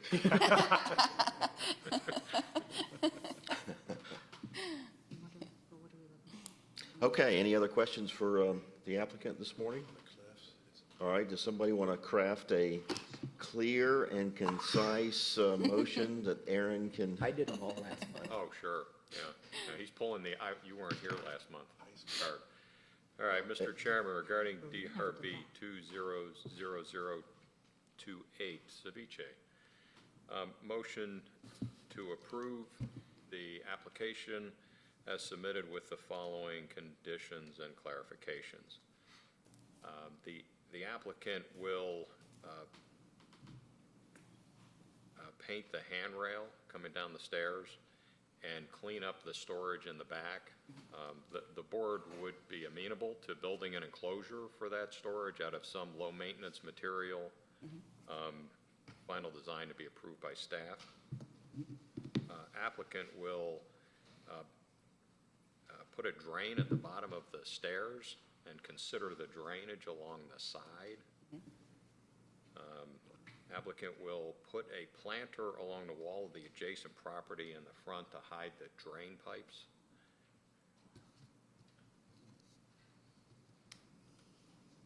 I think that was great. We got the rooftop screen. Oh, but that's part of, That's for the, it's in their application. okay, that's, Owens will second that. okay. We have a Second motion by motion. Mr. Swing, a I didn't second by Mr. Owens. And since they presented the condensing units enclosure, that's just part of that. That's part of the, yeah, that's part of the application, today's application. All right. Yes. So we have a motion on the floor. Comments, questions about the motion? Is this something where the applicant works with staff That's, more than anything else? I mean, the motion didn't say that specifically. On which part? Any- He said staff at the end. yeah, he says that, yeah. Yep. You were daydreaming about planters. And He's staff worried about the interpreted next that application. is anything additional, they'll work with Yeah, staff. anything Right. that's not specifically included in the application. There were several things, we talked about potentially that storage enclosure, what that match. planner is gonna look like exactly. Well, they may build a little curb along the side there so the doors. Yeah. Whoops, Yeah. well, I okay. just encourage you guys to work with your neighbors and get some sort of drainage study and solution together for all that, because it's not gonna get better. Sure. Right, yeah. Even with all this, it's not gonna get better. Sure. Right. Okay, any other comments or questions about the motion? There being none, I'll call for a vote. All in favor of the motion, please raise your hand. 1, 2, 3, 4, 5, 6, 7. All opposed, no opposition, motion passes 7-0. All right, great. Thank you. Thank you for your time this morning. Thank Appreciate you. it. Good to see everybody. Okay, our next applicant is Stack Infrastructure. Looks like you're here. Come on down, please. Ooh, you gotta remind me. Where's, Right there. You could, he's a public right now. all right. You never know. I'll tell you what, we'll take a short recess while the next applicants gets their things set up on the dais or to present to us. So let's take a very short recess.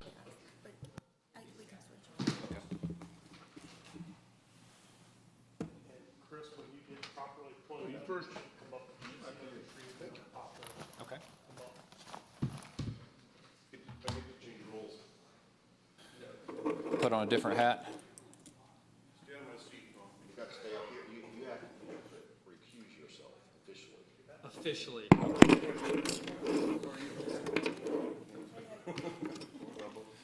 How do I do that? You got to sit up here and make the announcement. I officially recuse myself? You got to do it on speaker. Before When we finish our recess. he's got to.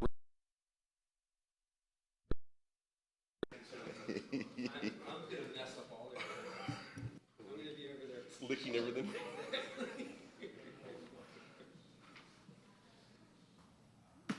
Yeah, when we finish our recess.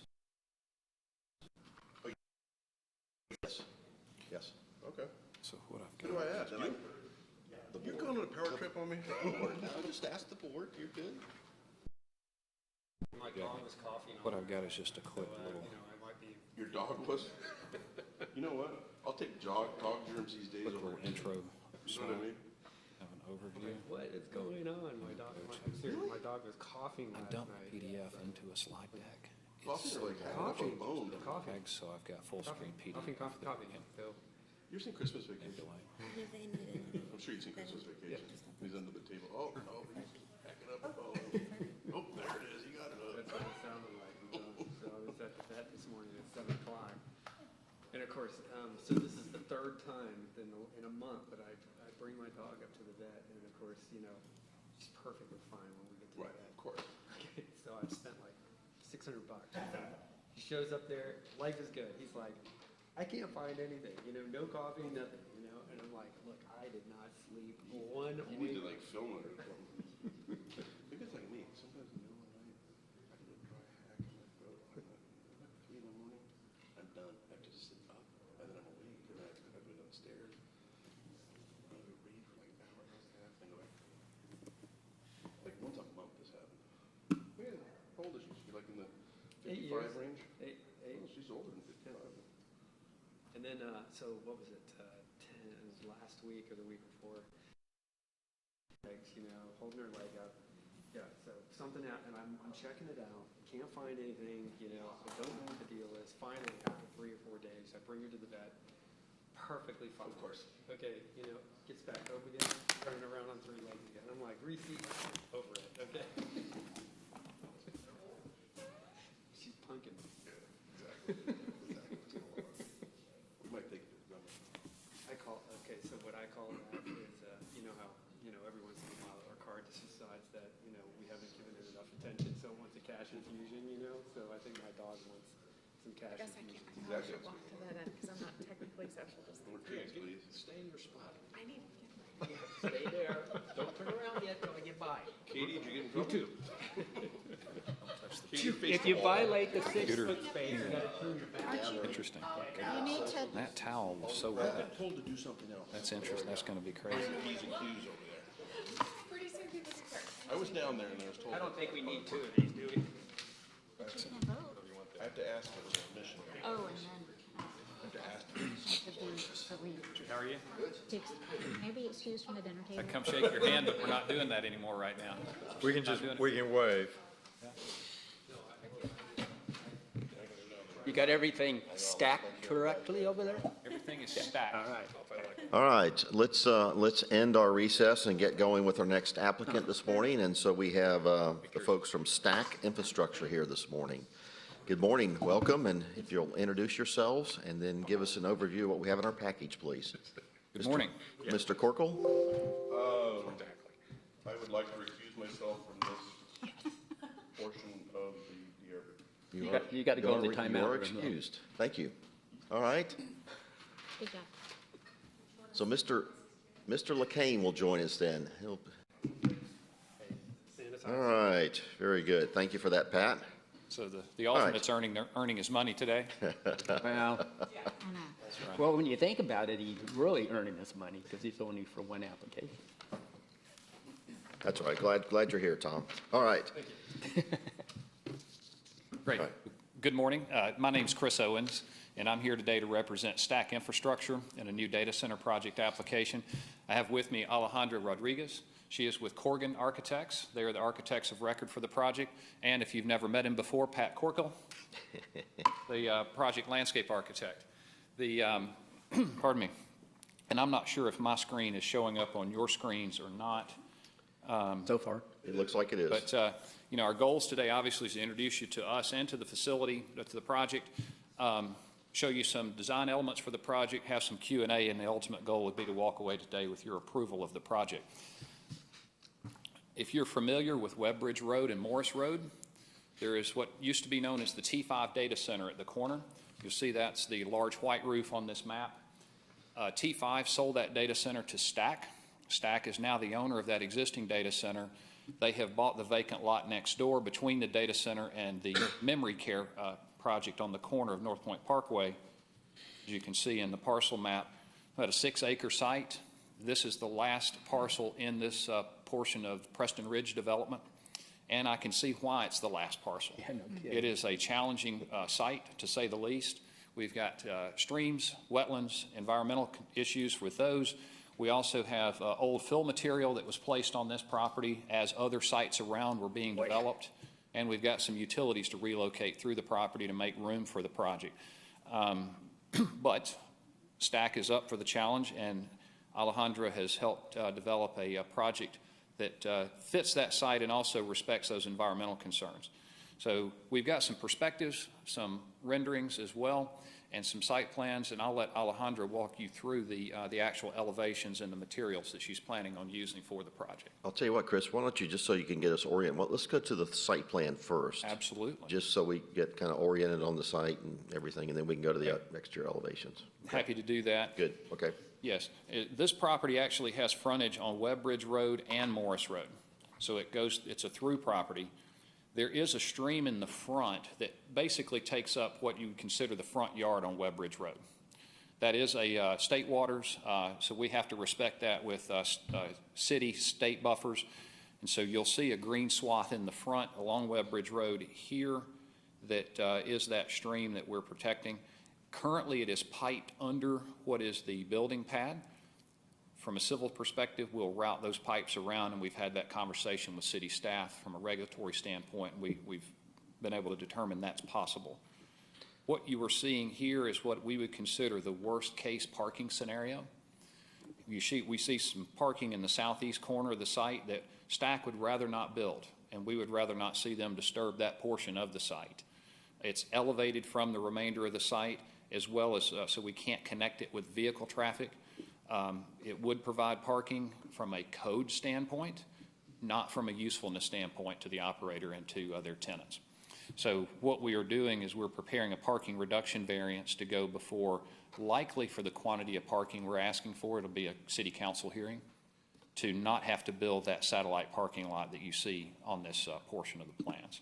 Do you think it would ever be used, even if you built it? Even if we built it, it would never be used. They understand their operations. Right.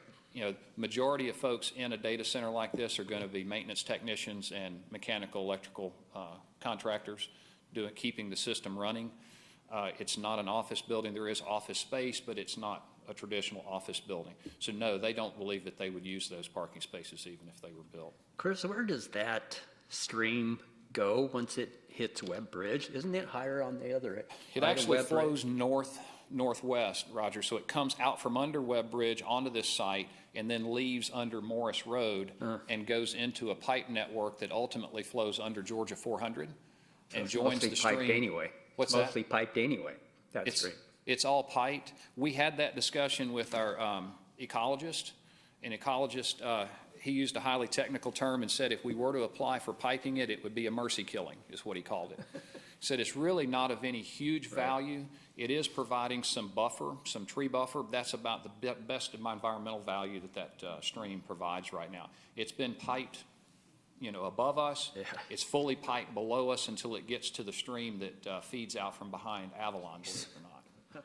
So unfortunately, that stream is a victim of development, urbanization before today's stream buffer laws were passed. So we are preserving it.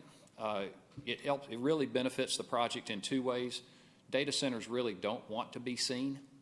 They don't advertise that they're there. They do want to be incognito, so that helps.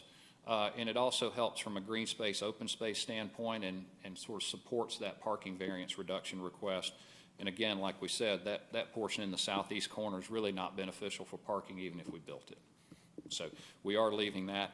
We will have an entrance off Webb Bridge Road. The loading dock is a little bit backwards on this property. We've got the loading dock here in this southwest corner, but it's tucked back from the face of the building. Alejandra's elevations will show you how that's going to be screened and handled as well. Circulation around the building, coming around the back, going out to Morris Road. We will have access to this area in the back. Data centers traditionally have a utility courtyard. That's where all the generators and ugly things hide, and we'll be screening that with an opaque wall around it, which you'll see in the elevations. So we've got the building oriented here.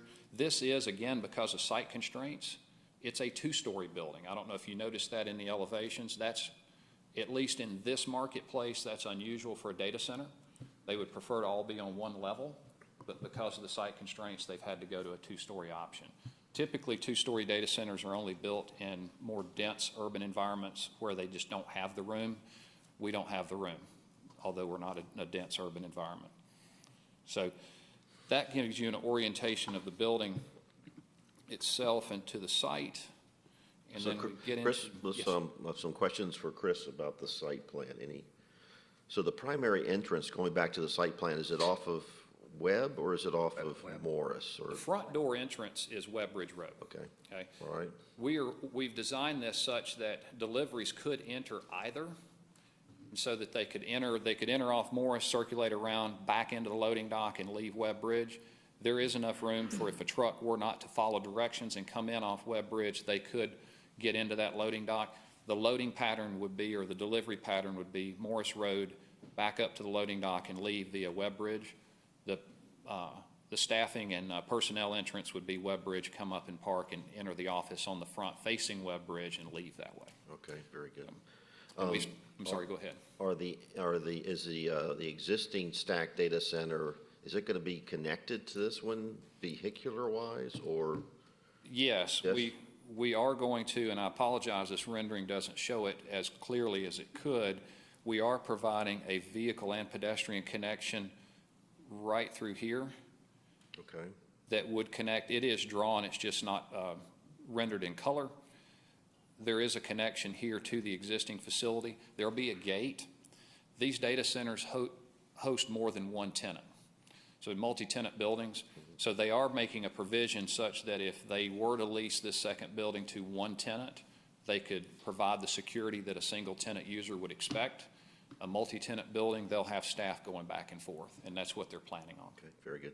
So are the finished floor elevations of the existing and the new?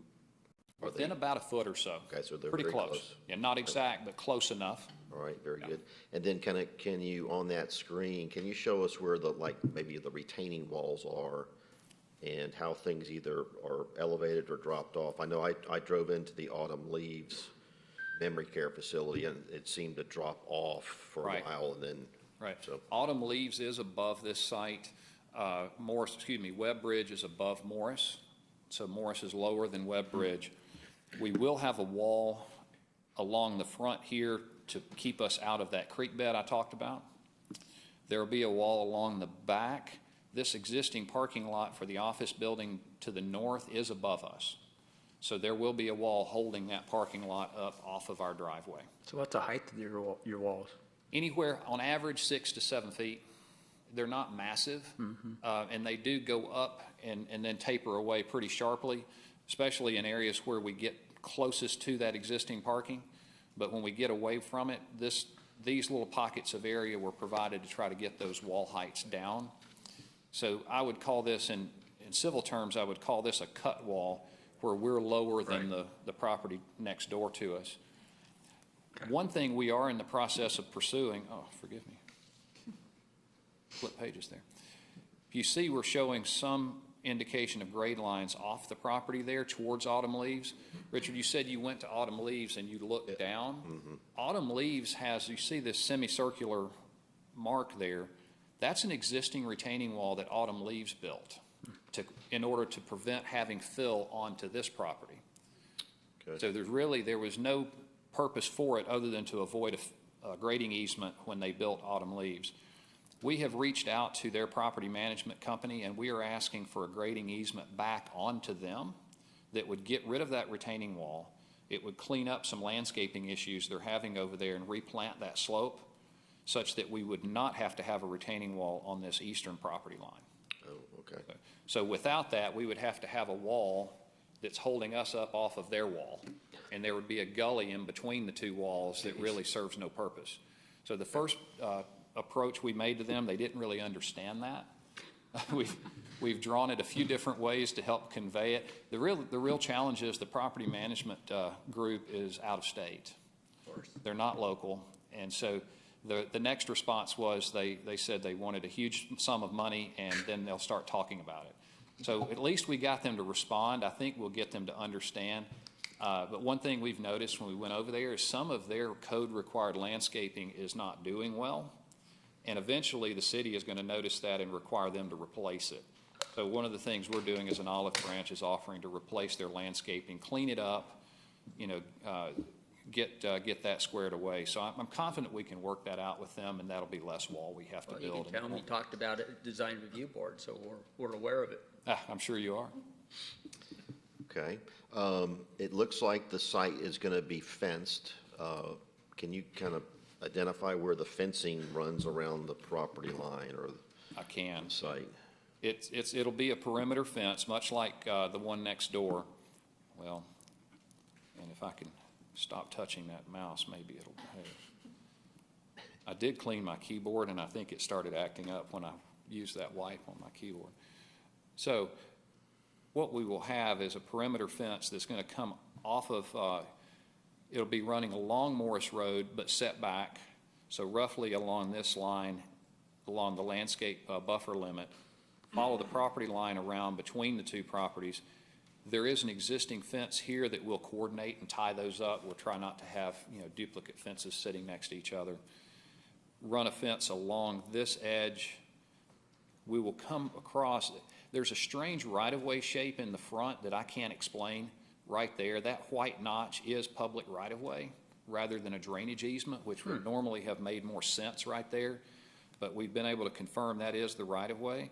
So likely what we'll do, the fence has to be set back at the gate anyway for traffic management.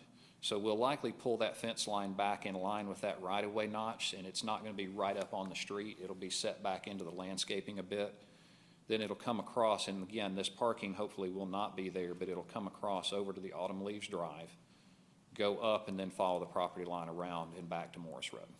Okay. So is the intent of the fence to match the existing or the stack fence that's there now? Okay. Right. Because I know you say security fence, landscape says ornamental security fence. It will be ornamental, and Alejandra has some details on Okay. that she can show you to answer that more specifically. All right, very good. Yes, it will be, Okay. it'll be nice to look at for sure. All right. Any other site questions for Mr. Owens? So obviously you don't need dumpsters here. We'll need a small one, but it'll be literally the trash, after move-in, the trash can be handled with residential style carts or size Is it carts. like inside? They'll be and in the fold loading up? dock, right, oh, here we go again. They'll be in the loading dock tucked into this corner, Okay, and they'll be screened. all right. Yeah, but it'll be small. I think on the existing facility, we've got a 4 cubic yard physical dumpster, but it gets dumped once a week, and it's not full when they dump it, so again, Yeah, we'll I probably Figured downgrade. they'd even empty it that often. Yeah. While we've got this drawing up too, just identify, it looks like you've got some monument signs that you're going to be putting on the site. Can you just identify where those are for us? Alejandra, can you help me with that? Yeah, the main sign is the one at the very bottom, Bottom right? right? And it will be at our front entry. And if you don't mind, I'll zoom in on that, Richard. Okay, thank you.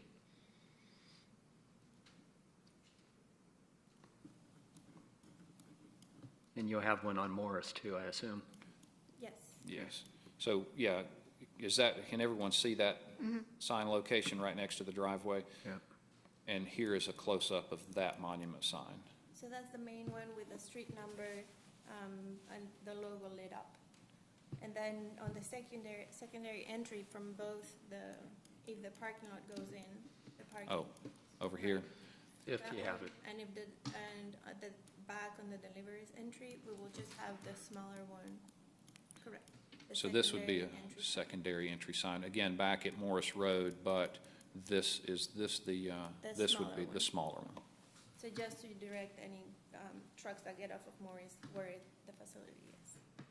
And then the one above is the wall-mounted sign that was shown in the rendering of the front entry. You think on the Morris Road one, you just want to put like truck entrance or something like that? It's most likely there Deliveries. would be like employee visitor entry at the front. Right. Deliveries at the back, correct. So you going to put that on the monument, or is it just a separate sign that stands up to? We can incorporate it here. They usually have it separate. Okay. Okay, thank you. Any other site questions while we're, okay? I can certainly see why it was the last site to be built on. Yeah, it's a challenge. Would you still have if this parking lot doesn't happen, the one you don't want to happen, would you still put that sign there? No? Okay. No. Yeah, if the parking lot doesn't happen, there would not be an entry there. Okay.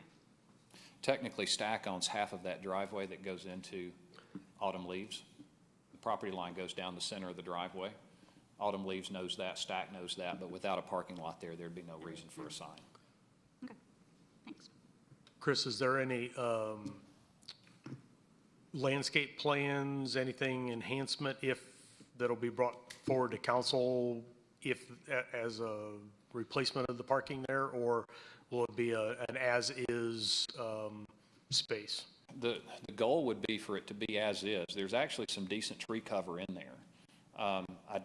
There is some kudzu out there, but I think the kudzu is over on that Autumn Leaves area. I talked about a grading easement.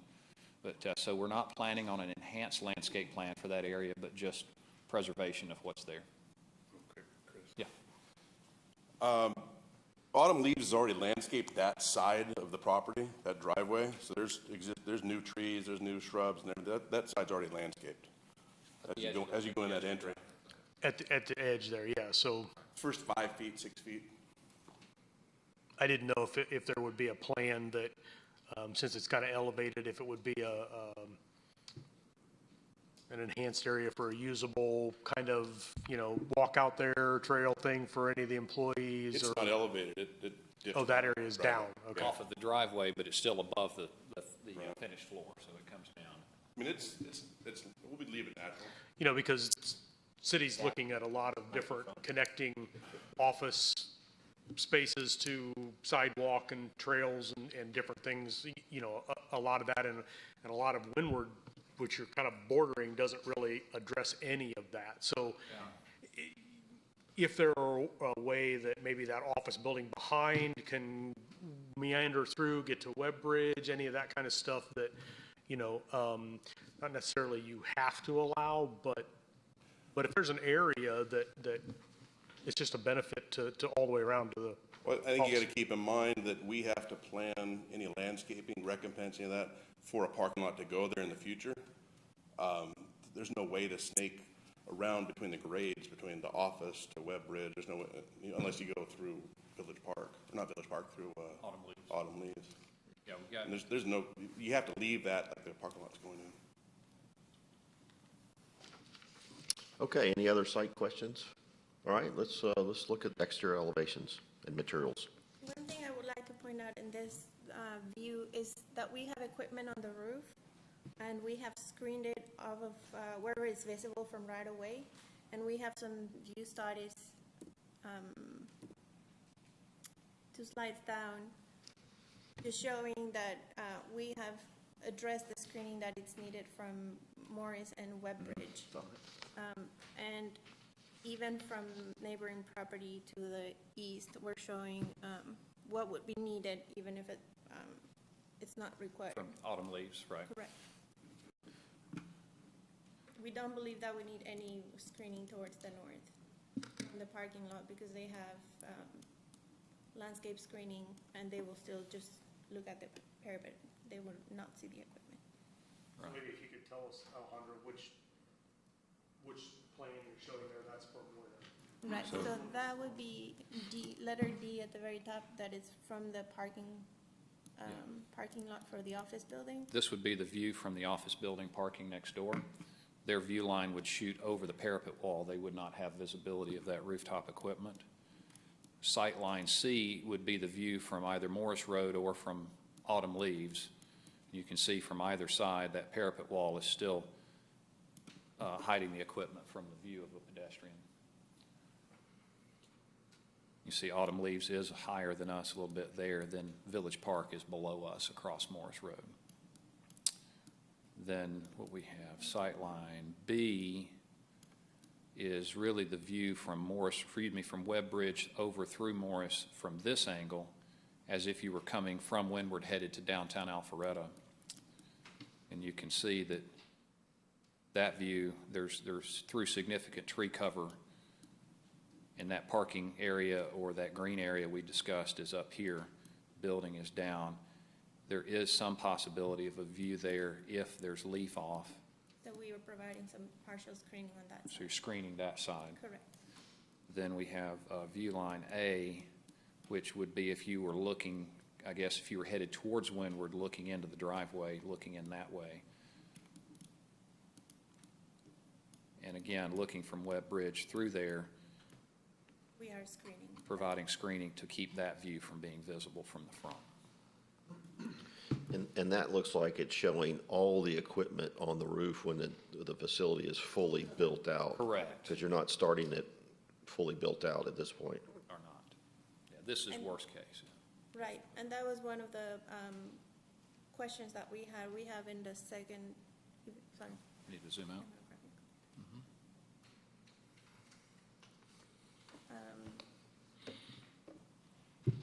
In this exhibit, we show the screening that would be there day one with the first half of that equipment on the roof. And we would screen off of Webb Bridge as far as the platform is built.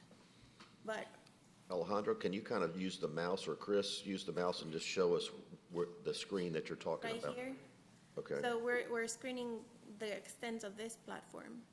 And there's a possibility that in phase one, some of this equipment on the side might be visible from here, and especially towards the back. And we were wondering if that would be okay for phase one, and then complete the screening along the front on Webb Bridge side for the remainder of, when the remainder of the platform is built. Or if we need to extend the platform to extend the screening, even if there's no equipment in the back, just to screen the first phase of. All right, so I kind of lost you a little bit. Help me out again. So the first So phase, this is the first phase of the platform, and the and this is second the phase would this is a raised platform on top of the roof That's correct. to hold up, I guess, rooftop units or whatever you got up Air there. cool chillers, correct. Okay, cool. All right. So the second half would mirror that first half, and it would be on this side. Oh, I see. Now- Okay, so it would almost a mirror image. Exactly. Yes. So if we need to screen by phase, then we need to do a lot more screening on phase one, on platform that we would, in theory, not want to build and spend the money.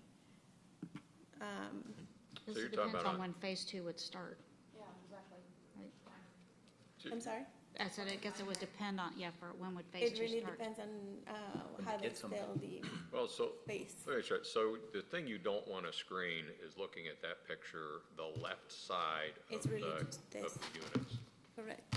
Okay, on the, I'm sorry, So, point to the roof on the building, go back, I'm sorry. I'm gonna jump ahead, but this is the full screening. Yeah, no, I got that, go back to your rooftop view. The first phase, that's your first phase, right? That is the first phase. That's the first phase. Now, where do you not want to put screening in the beginning? Oops. Where they're not putting It would be, anything up. we would need this screening right here. Can you, but I don't know what you're, unfortunately. Could I- you show it on the Unfortunately, top I- of the building? So, let me zoom in. Yeah, point to the building picture, so I know which side you're talking about. So the rest of the screening would be this side. The long, oh, that side? Yes. I'm sorry, I'm a little confused, because I would think, so if that's the first phase, that's going to be there. The first phase is this side of the platform. Right, what you're Second gonna phase add would be beyond here. that side. So I would think that left side is where you wouldn't want to put the screening, because that's where you're gonna add. Correct. On the left side of We the will building. have it, we will have it on this. You would on have the it on that south little end. section, and you'd have it on the other long side. Correct, but there might be a possibility that this equipment is visible From where? from Web Bridge. From Web Bridge. From Web Bridge. It's almost like, I'm just thinking out loud here, you're building all that up there. Why not go ahead and build the rest of the screen On the front. for phase two? Then it's there, you're not having to, You have to move it, yeah. and you don't have to mess up the roof while the That's facility. upfront cost for a client, and it makes it harder to put those chillers on the roof, because they would need to take down the screening, You're mount still- the roof of equipment. You're still gonna need a pretty big crane to get those up there anyway. Compared to the cost of building this data center, that would seem like a very minor expense to move that screen to put that equipment up. Well, they want to make sure they have a tenant before they do it. Yeah, but that's, See why they're doing it. it's in the few, I would. okay. I thought where you were going was you didn't want to build the screen on the left side. Especially if they don't have to build the Yeah, that's- parking lot. Right, Right, and that makes sense, and I don't think you can see that from anywhere. Yeah, sightline doesn't dictate. You wouldn't see that from anywhere, but the front, it doesn't seem like why you don't just do that whole screen on oh, I'm good. the lower side. So if we go to the building elevations, let's see. Okay. That would be the front facade. It's a two-story building, like Chris said. The main box is precast. It's all precast concrete all the way around. We have the segment for the office is a combination of metal panel and glass. Oh, perfect. So Alejandro, is that the elevation then that faces Web Bridge? Web Bridge. Yeah, okay. And you can see to the left, the loading dock that we on purpose made it a lot darker and set it back so that we can hide it. So on that elevation, can you just point out the different materials to us? I know you've got an elevation that you've done that Correct. on, but just kind of walk through the, Pat can I'll be hold your, it for you and you point. Very nice. So, Don't forget us over here. maybe start from the bottom up, or either way. so of course, this is curtain wall, and the mullions, we have some anodized aluminum here representing the framing of that curtain wall. Then we have some metal panel framing that entrance, and that would be this color, the dark metal panel. Okay, Then on the back, we have, for the office, we would have a metal panel that is lighter in color that matches works with the precast colors in the back. In this specific rendering, you can see a portion of the precast color that mimicking the first building, we have this medium color at the base and then the lighter color at the top to break up the facade that it's 48 feet tall. so the intent is then to match the existing data center colors. So these two colors match the existing. Okay. And is that a painted precast, or is that It will be a painted precast. So Okay. it will have some texturing. These are just smaller samples of it, not Okay. the texture, but that is the color, yes. Okay, And then if you can see on this, this individual elevations, you can see that we've broken up, again, the larger precast box using color at the base with a medium color, and then some vertical articulation with a dark color. That is a color that we're introducing to this building. so help me out, the east elevation, the one at the top of the screen, Correct. All right, That which- one is facing Autumn leaves. autumn leaves. that's what autumn leaves will look at. Okay, but autumn leaves is up above, so they're, They're looking down. Correct. all right. Okay, and then The you've got, north elevation, that would be from the office building parking. okay, South elevation, again, is the same as the rendering, with a little bit more detail. And the west elevation off of Morris, that would be lower. Again, the curve of Morris Road really only gives Morris Road the perspective of maybe the left quarter of that elevation.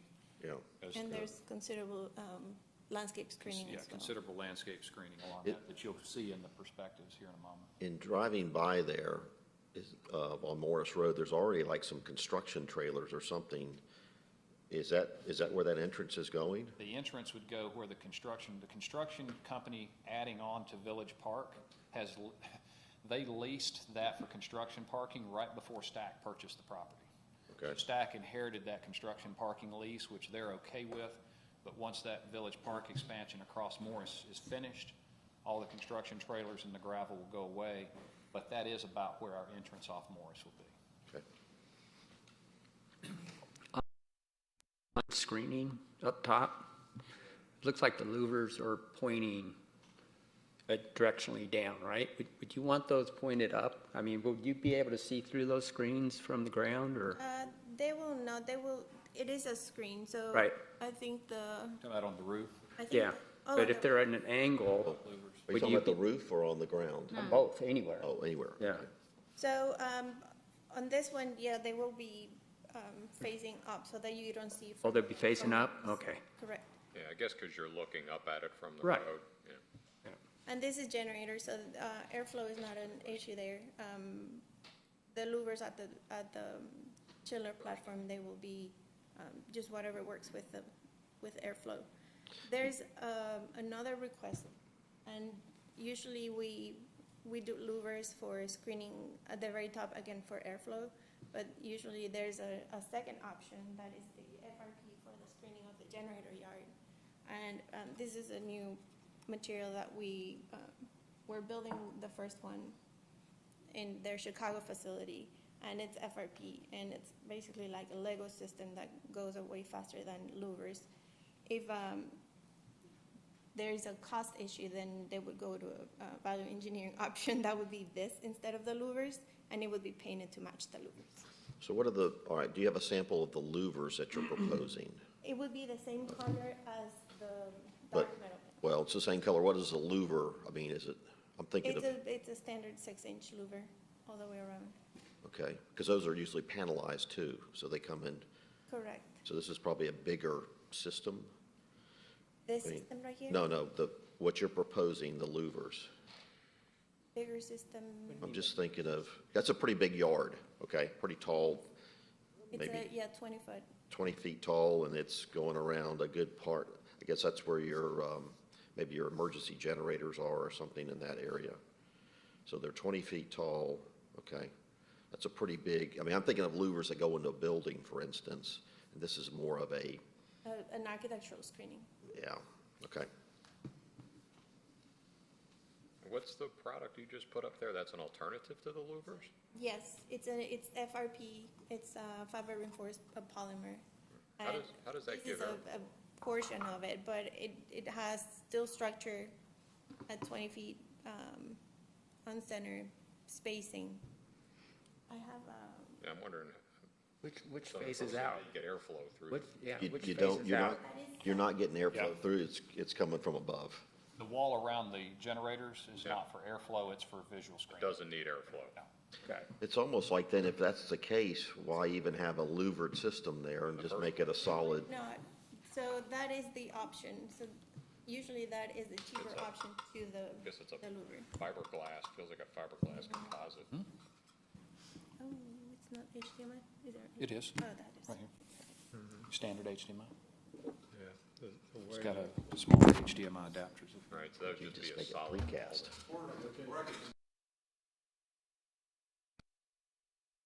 So I think, yeah. Oh, yeah. So this is basically how it's put together. Is this the FRP or the That is architectural screen? That's the FRP. So this is the alternative that's being passed around. Again, louver might be a misnomer for that Yeah. courtyard screening. It's really an architectural screen more than a functional louver. Correct. Got it. And it can be painted, so it would be painted to match the dark metal panel color and match all the metal coping, the downspouts, the entry metal panel element. Yeah, I think you've done a nice job of the materials on the building. It's almost like, can you continue that theme even with this screen wall or whatever you want to call this Okay. thing? So how do you? The paint would match the precast. Okay. Especially that, since that's the Morris Road elevation that you probably will see. If you see anything, you're going to see that part of the building if you're on Morris Road. Okay. Have your elevations there. Yeah. This is what you're gonna see on the screen After 5 years. after 5 years. And there's one before that. There's that one, would be 1 year. Okay. At planting, and then we took, I'll address the plant heights when we get to it.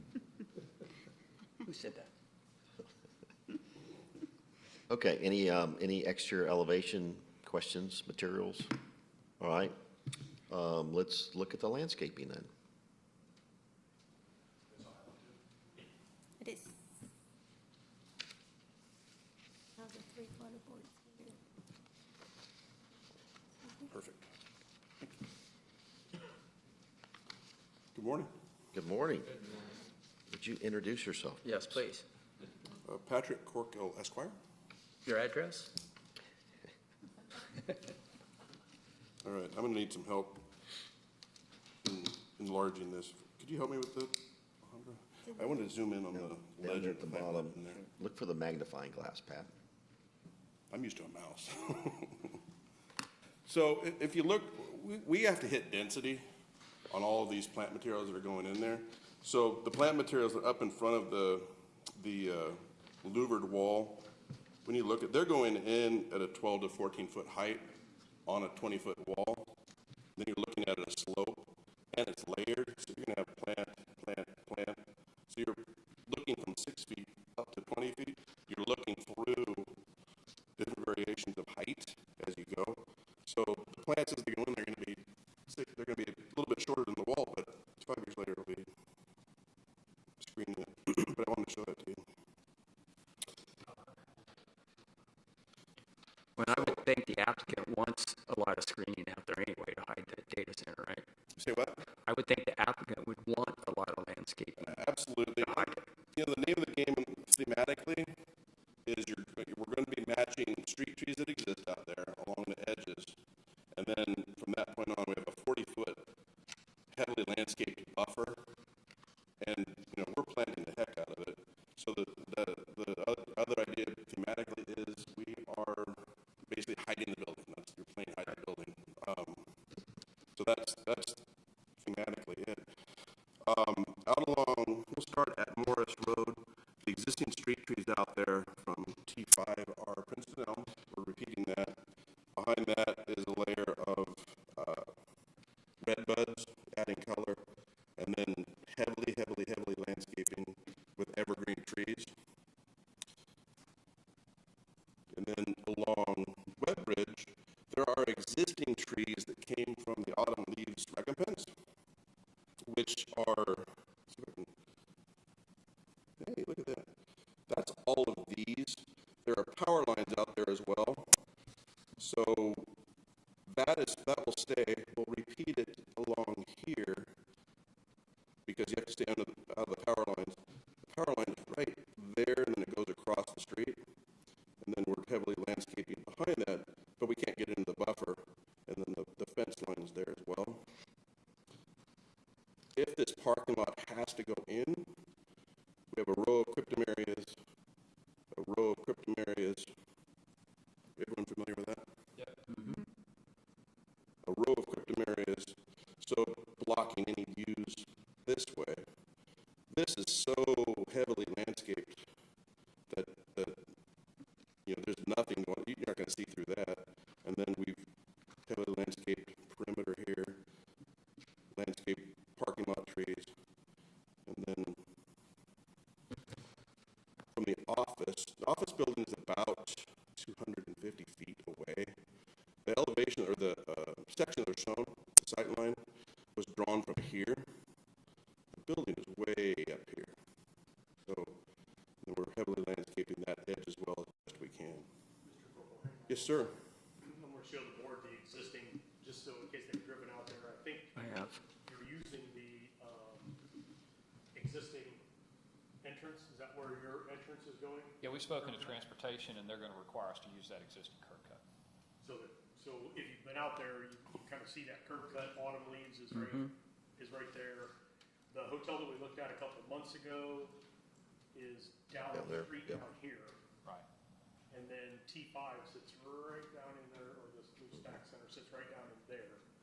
So the wetlands area is this. So that picture must have been in the winter, because it's pretty It is. grown out right now in the summer. Bless you. I could barely see, I couldn't see anything when I drove out there. Yeah. Alejandra, can you help me? Oh, there we go.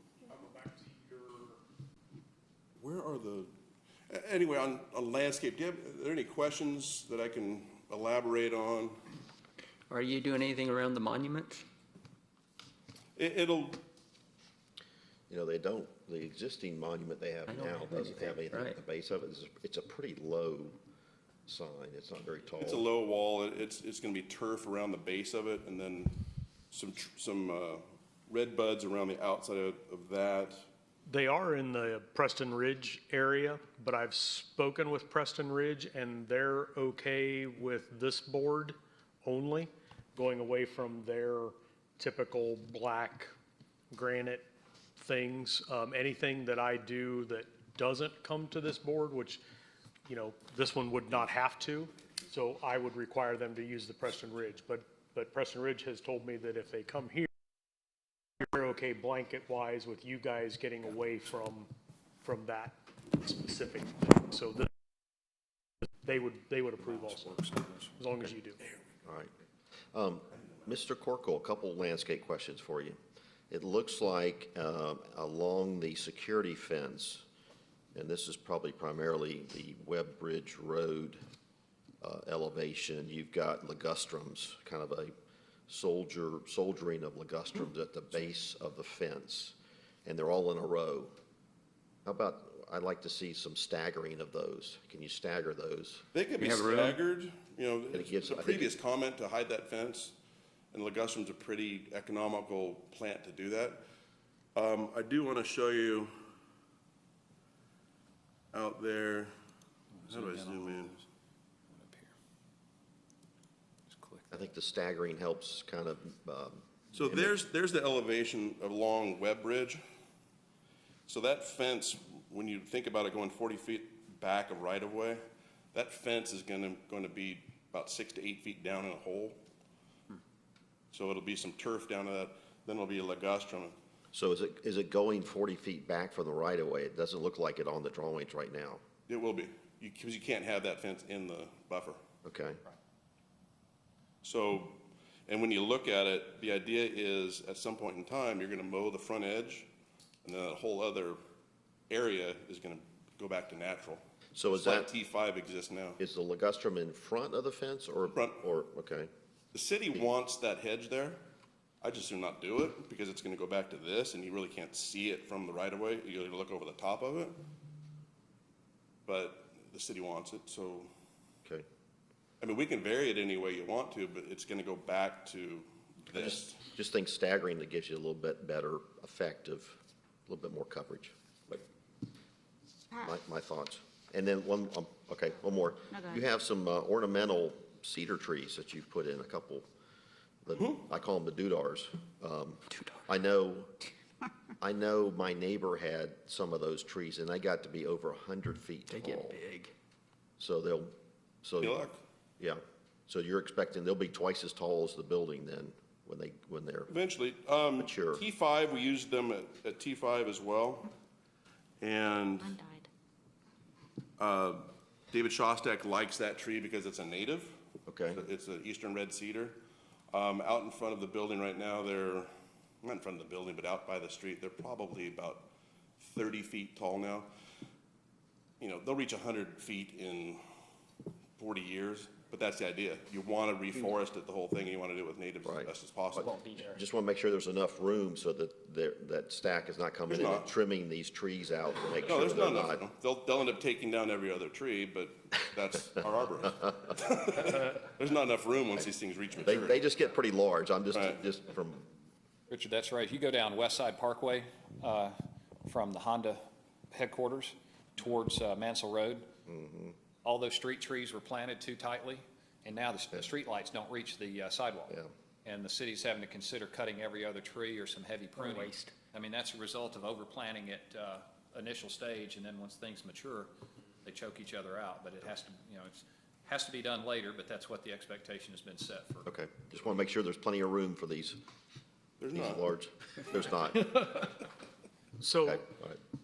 Pat, is that meeting a code requirement? Because the code can be changed for a design that's better. The code allows the arborist for a better design to allow less, like you've spoken, maybe I shouldn't, we've spoken in DRB before about the not doing the marching soldiers along streets, so a better design doesn't require that, but if someone wants to just come in and meet the code, well, there it is, Well, so. Thematically, out on Webb Ridge, we're repeating the streetscape. So autumn leaves started that streetscape, and it's a mixture of plants that fit underneath the power lines. We're continuing that along Webb Ridge. Which you almost have to because of the limited amount of On variety, yeah. On Morris, where yours truly got to design the T5 unit, we established the street tree program out there, which was Princeton elms every 30 feet. That was a Lynn Pearson, Diana Wheeler. Oh, yeah, that's a while ago. So out there, we're continuing the marching soldiers. Where these trees are going is the code requires heavily landscaped buffer in that first 40 feet. We're heavily landscaping that buffer the first 40 feet. So when it comes to density, when it comes to spacing, we haven't talked to David about it yet, so that might be an option. But, I've shrugged my shoulders many times and I'm okay, but thematically, we're repeating the streetscape. Internally, we really have to screen the building. Might be something you bring up in your variance, that this is this is the code requirement, but here's a better plan. Right. And when you look at the elevations, it was like, well, we're looking at a wall, we're looking at this, what's it look like in 1 year and 5 years? If you start thinning that out, then what does it look like in 5 years? It's a lot less than what we've Right. read. So, Okay. Holly? Yeah, Pat, will you go back to the picture, the actual photographs you had up? sure. I say that, sure. Yeah, I know you. Where are we at with that one? If you can get someone to We'll- get, go to this one? We'll patiently There Here we you wait. go. Yep. Which one, Holly? Go up to the top, the one the web bridge, go to the right, yes. This one? So, yes, so that's the one where you were talking about, there's a fence and then the ligustrum are in front of it, Uh-huh. correct? Can you see, can you see from this picture where that fence will be, or is that still even That- further off the picture? That fence Further will be off. back in here more than likely, Okay, and part of it's gonna be going through a And pretty forested so you- area. yeah, so you're gonna have the fence and the ligustrum, and then all this stuff is gonna just stay like that, Right. okay? And when you look at T5 was put in 6 years ago, 7 years ago? I'm testing you. I think it's More than that. More than that. It's been a minute. And it was kind of the same thing, where we were required to put all this in. Now when you go along the center T5, which is stacked one now, it's just a forest, but when you really look at the forest through the trees, there are the junipers, there are street trees out there, there's maple street trees, but it's all super heavily forested. Right. Again, that's what's gonna happen here. It's all become super heavily forested, and ligustrums are gonna go away. You'll see some of them in there. So in what Brett's showing right now, they're not street trees there. The street trees Sure there are. there, you can just barely see They're just behind the forest. They're in there though.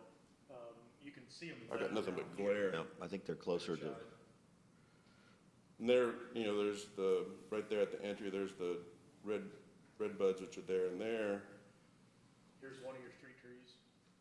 right? They're out there, and they're every 30 feet. And can you scroll just a little bit to the left, Brett? or drive to the, oh, Yes, sir. Scroll real slow. So when you look back in there, there's your junipers. Sort of crooked, yeah. A little more. Right there is your Right there, junipers. the junipers. Yeah, there's two. And then you can see the street trees that are sitting in there as well. And again, we were required to put all that in, but again, it's gonna become forested. So it's gonna be very heavily forested when it's all said and done. Owner probably wants that anyway, so. They don't want their building seen. They wanna kinda hide it from public view. Too often I've noticed in a situation like you're describing there, Patrick, that creating street trees on a plan may make sense, but in reality, you lose them. Yeah. And if you, Brett, one more thing, if you scroll back to the right up there where autumn leaves is, Public comment. and maybe I can show it in this view here. There's a good view of the street tree. There you go. See them plugged in there. Oh, I've missed it. Let me find it here. Right in the, if you switch views on me, Brett. Back to you. Back to me, please.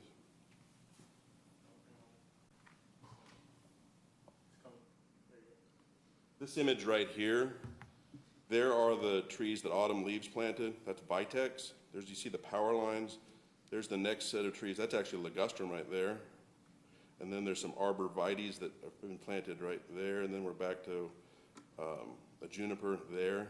Just for the boards, if I remember correctly, the Georgia Power only allows 15 feet mature height species. So they don't say anything about what it is at the beginning. It's if the species has larger than a 15-foot mature height, it can't go within 10 feet either direction of their over. Otherwise, they'll cut them back and it'll look terrible. Yeah. And then real quick, we talked about the existing landscape that sits at that entry drive. This is the entry drive looking back out towards Webb Bridge. This is the existing curb cut as it comes in. This is the autumn Long leaf. Autumn leaves, what did I say? You just said entry. These are the existing trees that have been put in. This is the existing landscape that's been put in. Looking back the other way, there's autumn leaves in the background. So this is all the existing landscape. There's that big oak. There's an existing street tree. So that's, if we don't have to build that satellite parking area that I showed in the site plan, that's what we would leave. Right. So there you see, there's the really wooded area, street trees along Webb Bridge, the existing landscape as you enter into autumn leaves. Again, looking back into autumn leaves, that's what you see. This is looking directly west. So that's the area where if we got a grading easement from autumn leaves, we would be able to clean that up and help them get that under better management. Okay, very good. All right, any other landscaping questions at this point? This is a planting and a site plan question combined. What is the issue that's preventing you from not putting in that satellite parking, which seems to not be necessary at all? Because a lot would be lost if you had to grade that much ground. Code. Yeah, we would rather, it's not the owner doesn't want to spend the money or they don't need it, but code requires us to meet a certain minimum. Regardless, because of the site constraints, we're not meeting basic code anyway, so we need some form of a variance. The question is to what degree. I've worked on projects where we just worked with and engineered our way to a 20% administrative variance because that was the easiest path forward. And they knew they were still overbuilding the parking and disturbing too much land. This one is the other way around. They know how many parking spaces they need. It's in excess of the 50% that's allowable by BZA, which puts us to a council variance. There are some environmental issues I mentioned earlier. There is a small stream underneath the building footprint. Stream is a generous term for it, but it meets the requirements. So we're going to have to go through the state and local stream buffer variance for that little spot. So we'll be in front of council for the city's stream buffer variance for that. We're going to ask for the parking because it makes sense from a site planning, land disturbance, and tree preservation standpoint, and it's not going to hurt the user's needs. We can show on a site plan how that parking can be achieved, like we've done, but we'd rather not build. Okay, makes sense. Okay, any other questions for the applicant this morning? All right, I will ask for public comment. Any comment from the general public out there about the application? There being none, okay. There was some, But there wasn't, Site lighting. yeah, there was some wasn't any photometrics on there. photometrics. It's code minimum. We're not It's on creating, building. building a runway or anything. It's minimum for code and safety. Okay, Mr. Chairman, regarding, Roger, before you say that, no, we're doing a oh, I thought you conceptual, already, right. conceptual, okay, just be sure.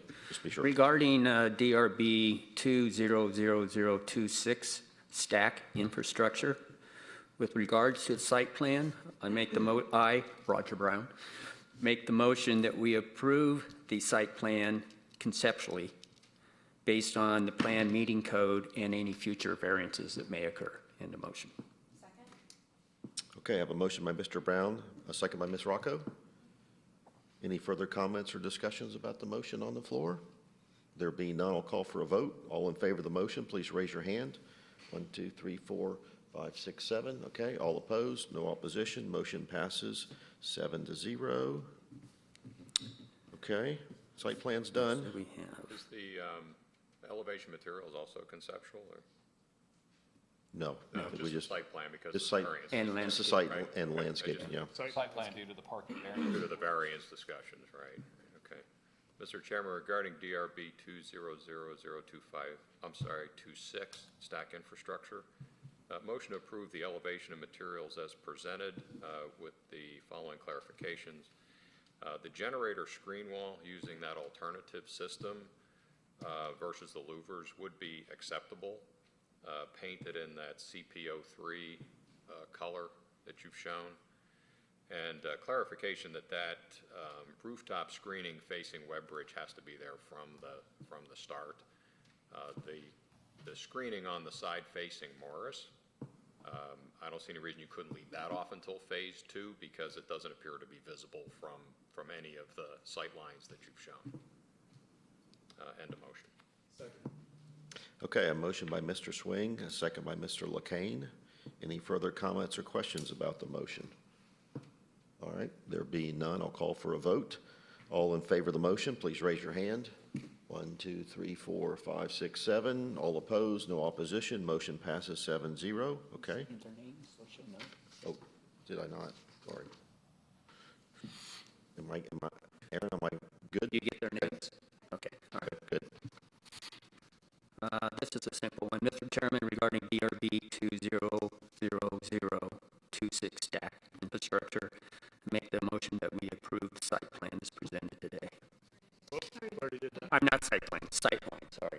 Sight line. Sight line. Sight line, okay. I was right about Sight line. That's second. Let's see. All right, we have a motion by Mr. Brown. I think Ms. Palmer, did you second that? Okay. Before Mr. Owens did, so we'll give that to Ms. Palmer. The only thing with that is the sight line doesn't show the condition that Mr. Swain added. You mean for Oh, the, he's putting more It wall. doesn't show that on the sight line. So you'll need to, On the site line. Doesn't show what? it doesn't show that wall on the roof that you required from the start. Their sight line doesn't show that, The screen wall. the screen wall. Well, it's just gonna hide it.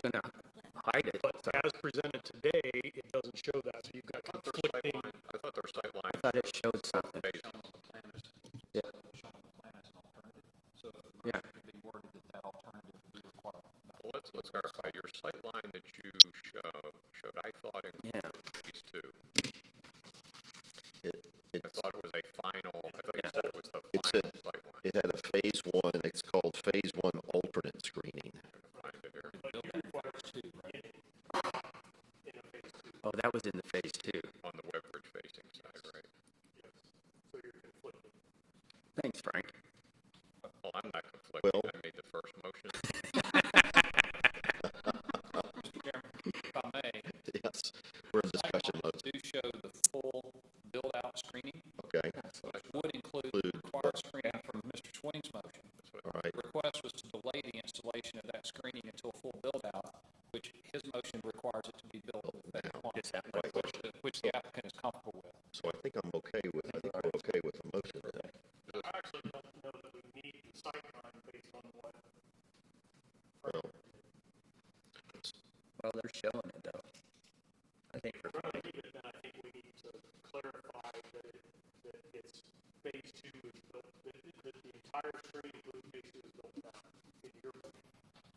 Well, we don't know what phase two screening is.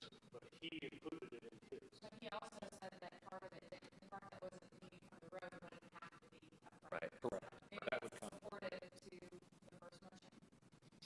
I allowed them to leave off the side facing Morris in phase one because you can't see it at all from their side. But the Webbridge side had to be there. All right, to get rid of this, Mr. Chairman, I withdraw my motion. Okay, Mr. Brown is withdrawing his motion. Ms. Palmer, are you acceptable to that? Okay. All right, so the motion's been withdrawn, so we don't have to have that discussion, right? Okay. All right, we still got landscaping to do and signage at this point. Mr. Chairman, I make a motion for DRB 200026 for stack infrastructure, that we approve the landscape plan and the signage as they're presented. Okay, a motion? Yes, in concept. Conceptually. Okay, landscape plan and concept and signage. And who seconded that? Oh, Ms. Rocco. Okay, so have a motion by Mr. Owens, a second by Ms. Rocco. One clarification or one thing I did note on the signage, Richard, is that it says precast concrete, and I know they're painting the precast concrete on the building. So we like to have the sign match the building. So is the signage going to be painted precast concrete? It will be painted custom placement. Okay, it just didn't say that on the drawings. It just said precast concrete. On that one, there it is, up, it was on the screen, you just had it, go down towards the bottom on the right-hand side down there, it just says precast concrete. We'll make sure it's So that's gonna be painted, okay. All right, very good, to match the building colors, okay. All right, that's the only thing I saw. Any other comments or discussions about the motion? There, what's that? It looks like there was a speckle in the sign.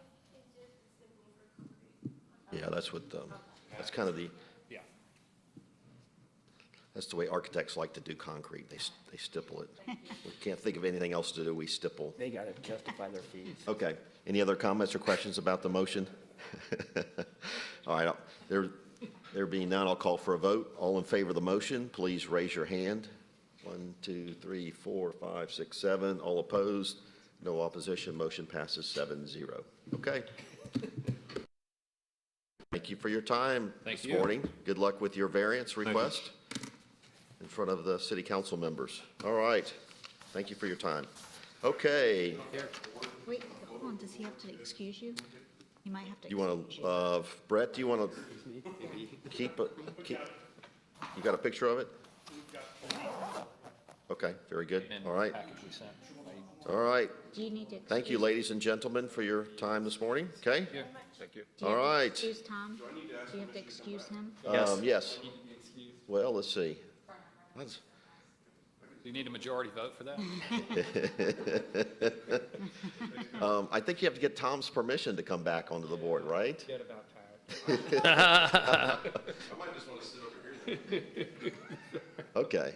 All right, Mr. LeCain, thank you for your time this morning. Thank you for your service. Glad you were here this morning. All right, Mr. Corkle is back. Our next applicant this morning is Smoke Jack. Smoke Jack, you're here. Come on down. Welcome. Good morning. Morning. All right, if you'll introduce yourself this morning, make sure you speak into the microphone and give us an overview of what you want to do with your. Absolutely. My name is Dave Flipwitz. I'm the proprietor of a Smoke Jack Barbecue across the street at 29 South Main Street. I also live at 260 Canton Street. And my request today is to change my front door. Please tell me there's something. Okay. He's working on it. Because us non-IT barbecue people have, yes, thank you very much. I appreciate it. I have, at often. He takes credit for it. Yeah.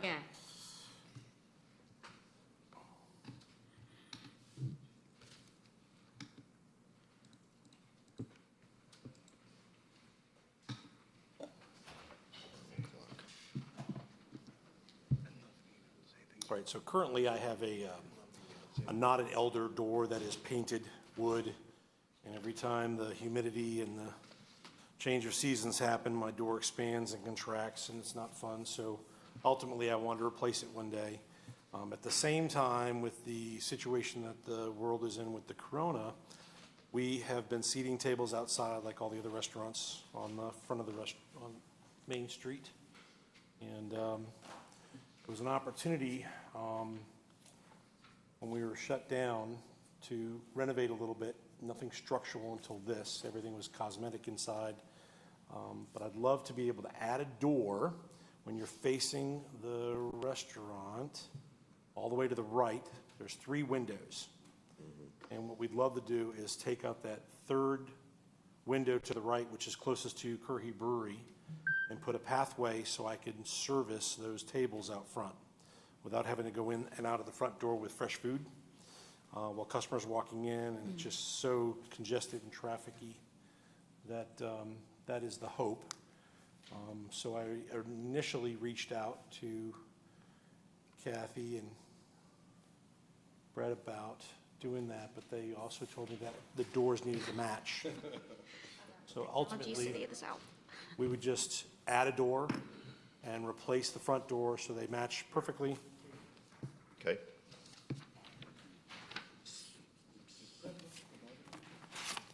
We thought you may be doing an entrance-only door and an exit-only door. Is that the reason? You could if you wanted to, I And guess. I'd like to leave that just for the Together? I mean, did you patio look at? part, trying to get people not to cross the food.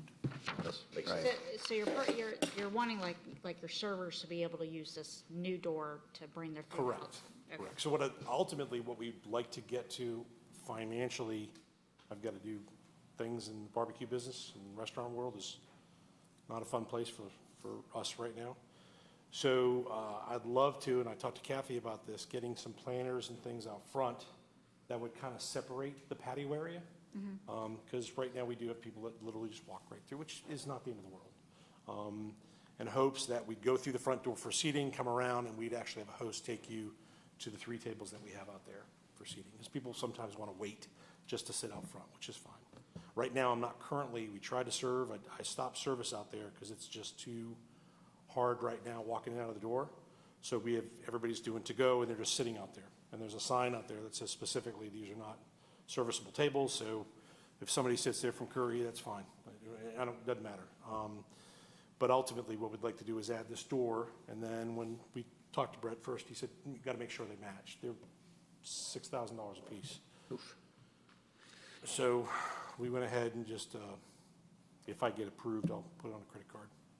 American does. And there'll be matching doors. It's the same sales rep that did a lot of the other similar doors. It's Marvin. Marvin Windows and Doors? Yeah, they're pretty, it's a nice quality door. Yes, it is. I've got the, would you like to see this? Is that the gunmetal? This is actually, yeah. Okay. There's a This picture is here. your awning, or not, yeah, So- awnings? So Dave, is that the same color as your awnings or the window? Trim right now, it's as close as Marvin can get it to be, which is pretty close. That's a pretty color. There's probably a little bit more blue in that sample than the more what I call the graphite type gray that's on the trim now. So what I can do is, once the doors are in, we can actually, the painter can probably match better than Marvin can with their powder coating. Okay. So I could probably have the painter match the rest of the trim on the other windows, which I'd have no problem doing too. Okay. I think it's key the doors match and that's. Absolutely. That's what the door is. Okay, any other comments, questions for I have no problem. the applicant this morning? Looks good to me. Mr. Chairman, regarding DRB 200025 Smoke Jack, I make the motion that we approve the 2 new exterior doors as presented today. End of motion. All right, motion by Mr. Brown. I think I heard Ms. Rocco second that. So a second by Ms. Rocco. All right, any other comments or questions about the motion? There being none. Oh, make sure, is there any public comment? There you go. Forgot about that. Any public comment about this application? There being none. Okay, we're still on track. Good. All right. There being no further discussion, let's call for a vote. All in favor of the motion, please raise your hand. 1, 2, 3, 4, 5, 6, 7. All opposed, no opposition, motion passes 7-0. Very good. Thank you, Dave, for your time Thank you. this morning. Thank you. All right. Have a great day. Looks really nice inside, what you did. Thank you. Yeah. I think it turned out really well. Opened up a little bit more. Yeah. Look at that stage. Carpet is not on any restaurant. No. Carpet helps also with sound. So, but I exposed that wall. I don't know if anybody else has been in there. Yeah. Looks So when I went through and I ripped out the wall, I saw that plaster. So the same gentleman who painted the logo on the front of the building, I had him come back. He does a lot of work for the film industry. So he chipped away the wall and faux painted it a little bit. Yeah. We put that saloon up. I think it looks Looks, really it looks Yeah, it really looks good. But I'm great. prejudiced, so therefore. Looks really good. Very good. All right, thank you for your time this morning. Okay, our next applicant this morning is Crow Cabinets. You're here. Come on down, please.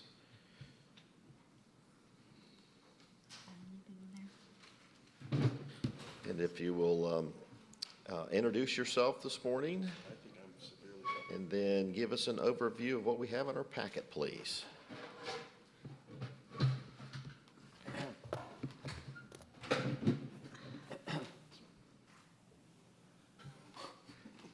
Chris Crow, Crow Cabinets, 164 Milton Avenue.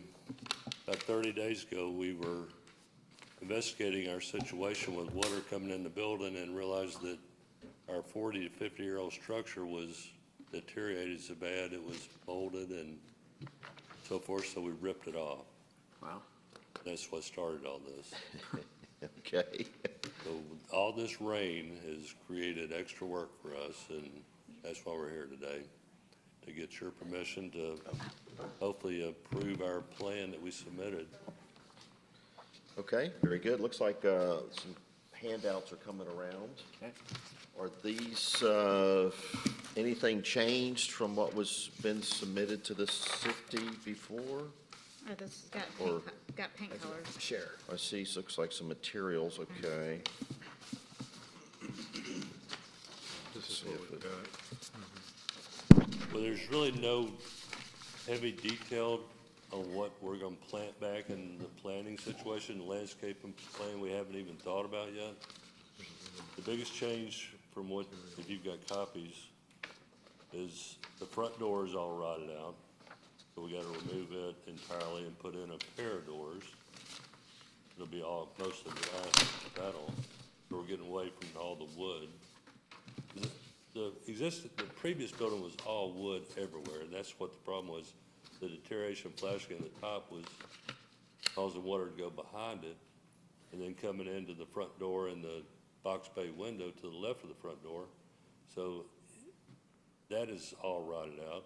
The framing of the front door with the two side lights is all rotted out, so we gotta remove it. So Okay. this is the beginning of like a three-phase project. All right, very good. So I guess you fixed the mold issues now, or you're fixing the mold issues. We So- treated it. So the original material you got, now it's concrete block, that's the, The cinder block framed, Okay. 3,000 square foot office showroom. and then in front of that, you had a material like a stucco or something, correct? Or Well, it was was like a pebble rock on a plywood, and Okay. water was going behind Oh, it. it was on a plywood It's a substrate? wood structure with like a sprayed pebble, Wow, like you see in Pebble Tech pools, something like that, Okay. but on a piece of plywood. There was a decent looking siding, but it had water rot on the backside. okay, So our goal is to, like the sample in the, leaned up against the small desk here, is, that's the tin on the shed building to the right of the block building. And we got deterioration down at the bottom there where water was running in the building. So we gotta flash that out, build a planter box in front of the tin out of the stain boards, and then put a header across the top, which is 15 feet above the surface.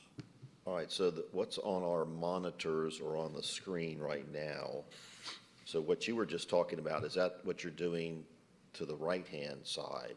Yeah, where you see all that Or what- vertical lines, that's we call our shed building. That's the shed building, We okay? put put tin on front of the rotted cedar, hoping the water would, stay away from doing any more rot to the cedar, which we treated before we tinned it. Okay, so what you're showing, that sample you have there is for the shed building, correct? Right. Oh, so it's cedar at the base. All right, And that's a planter box, so there will be some plants in front of that box. And Sable is more or less drawn in some, My name's Sable Murphy. all right, if you'll That's make, what that is. The word, it reads on your Panthers, not planters, so I was looking, what are Panthers? well, but that's, wait. Okay. This word right there. New Panthers? It says new Panthers. I'm like, Oh, planters. okay. I'll get All my right. architect correct. Well, so I'm still a little confused. The sample that you have, they're leaning against, So this right here. It's for the shed. What you see right here on the screen here. yes. That actually is done. I mean, That's a current picture of what yes, it that's a looks current like picture today. of this actual 10 here. Okay, so that's the 10. That's the 10. All right, and then you're proposing to put some cedar at the bottom? Yes, And- right there, the gutters and downspouts had to be added. All of that water was dumping into that space, and basically eroding, that area and dumping back into the building. So the gutters had to be added and the downspouts to, reverse that. Okay, so you're proposing then to put a cedar, and it's, what is that, a 6-inch? Kind of a, Yes, so. I almost call it a baseboard along Yeah, there. we just, the way that the drive slopes, right, it slopes down Okay. towards the building. We're just proposing to create nice, clean, modern lines Okay. around that, to capture any soil. That's a really large runoff right there.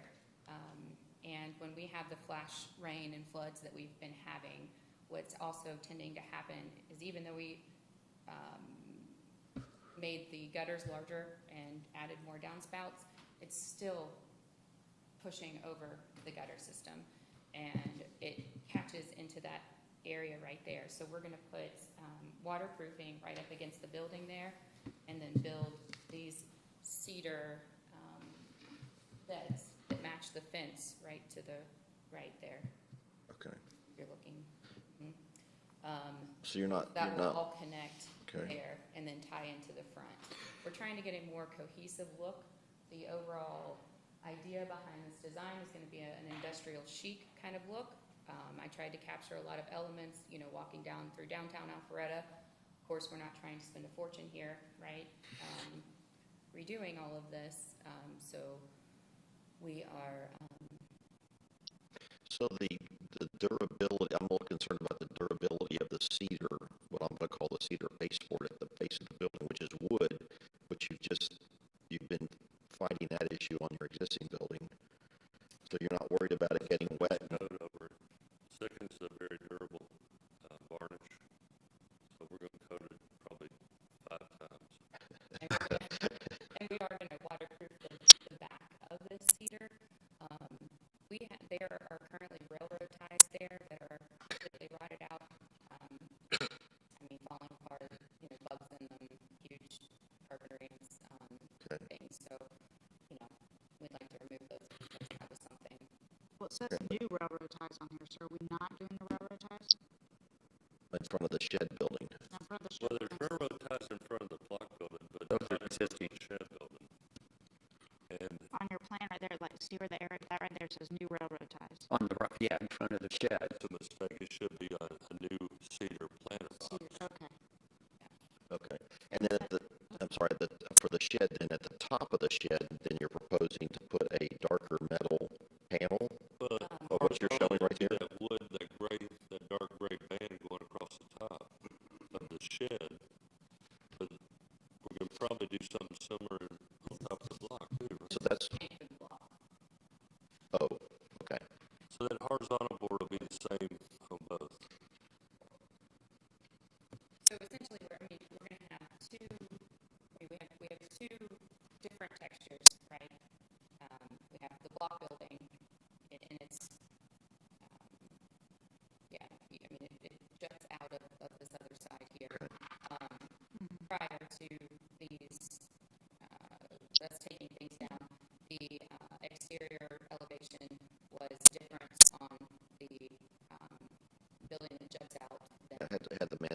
roof on it. Okay. And then the cedar in the back, or on that shed looking spot. And the idea here is to, I mean, right now it kind of looks like an old prison cell. What we'd like to do is take out that door, put in clad glass, give that an update, take out that window, the box window there, replace it with the exact same thing, to match the clad in around the door and the windows. We are proposing a awning, metal awning, just like that is in front of, that's going in front of the building there on the corner, the real estate office. How about there. the little house? No, that real estate, is it? Real estate. It's the same awning that's Everywhere. throughout Alpharetta. Yeah. Add some lighting, and then we're gonna take that same cedar, and run it across the top of the building there, where you saw the tarp that, on the sides, all of that is exposed. The block does not actually go to the top, so we have to create some kind of, fixture there. Before it was roof, that right there. So we're gonna wrap that cedar around the top and put, the signage there. How much is that cedar? Is it 3 feet, 2 feet? What are you proposing? I'd say it's probably 18 inches. That's not a detail we've gotten to yet. It's as wide as that black part on the side, basically. Basically. We're gonna, I mean, Well, count the blocks. Yep. They'll give you your. 1, 2, 3, 4, It's interesting because if you go to the 16 inches. cemetery side of that maybe 18. building, you can actually see the wooden trusses above the concrete block. yes. Yeah, we gotta cover So that. is that the same issue That's you the have same over side. here? Yes, on both sides. It's only on the front that the the block goes to the surface.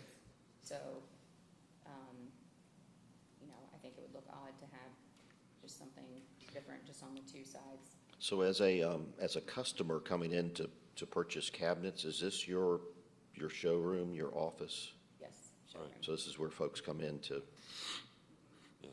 Anything happening with that sliding door there on the side? Well, we got plans for that too, but I don't think we gave you a copy of that. So We're thinking about doing a sliding barn door, but that's also a rotted wood structure that needs to be knocked It's wood out. too? Yeah. All this was built in the early 70s.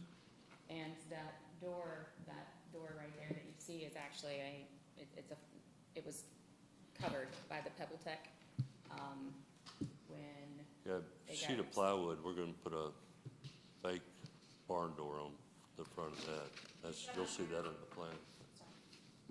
The front, you're proposing a new faux barn cedar door. Would you do the same, just as a double on on the the side? side, yes. what if you converted that into a window?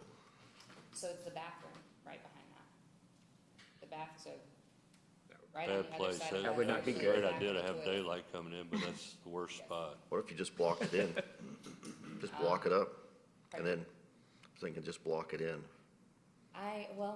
I'm trying to- The only problem is that, it won't look cohesive if we try and, patch that block in there. It doesn't look cohesive now. I mean, Well, I'm right, try- but I mean, at least I'm trying to add, this is your front door, this is your sales, this is the first impression people see. absolutely. Trying to make it stand out so that it does that, and Yeah, and I mean, I'm I do trying to- think with the colors that we've chosen, the warm tones of that cedar popping off of this, I mean, 'cause this would be the color of the structure, and then the cedar on top of this, with signage, lighting, I mean, we are definitely going for a more kind of industrial look throughout this place. I mean, there's not much more that you can do with it because of how it's structured. I mean, right behind this, there's 4 other pole barn buildings. no, I understand that, I'm just trying to dress up this is your front door. What, There's a sense of it, that you could enhance that elevation with symmetry, with with a faux window, put a false window on the right side and let the other side be a window that you use and dress them up the same way to give them some definition. How would we create a faux window, I guess, is my You, question. well, you make it looks like it has, well, you create panes on there and then just put that in front of the wall Okay. and let it be dark behind there so that, that it's maybe it's reflective glass on both sides. You don't, and you see through the one on the left side and you don't see through the one on the right, but they look the same. We could have that change made. Only problem I see there, though, is the blocking down through the bottom there, through that, where that door is. You make that block. Again, We might be able to do some thin pavers to line in with the, actually, almost border. you do a wainscot along the base of the building. Right there below, at the base of the bay window, there's a wainscot of some sort, like a water table, just to give your, again, I'm trying to add some architectural interest to this. well, what we would like to do is get approval to go ahead and replace the windows and doors. And we can go back to the architect and have him consider doing some of these changes to the plan that you just mentioned. We do need to try and get this thing. So there's actually water- three things, the windows, the doors, and the band across the top, because that's where the water's coming in. Yeah. As you said earlier, we got that cemetery side that's somewhat a little open. Yeah, you don't even have it covered either. I mean, it's wide open right now to the elements. Then, So we gotta address that before the next heavy rain. Oh, wow. Well, and In about 10 minutes. And the other thing that's going to happen, you're going to have to do this, unless you put like an elastomeric coating on that concrete block, you're not sealing it with paint. You're not keeping the water out, if you follow me. You're going to have to do. Use an elastomeric. I haven't thought that through, but I agree with you.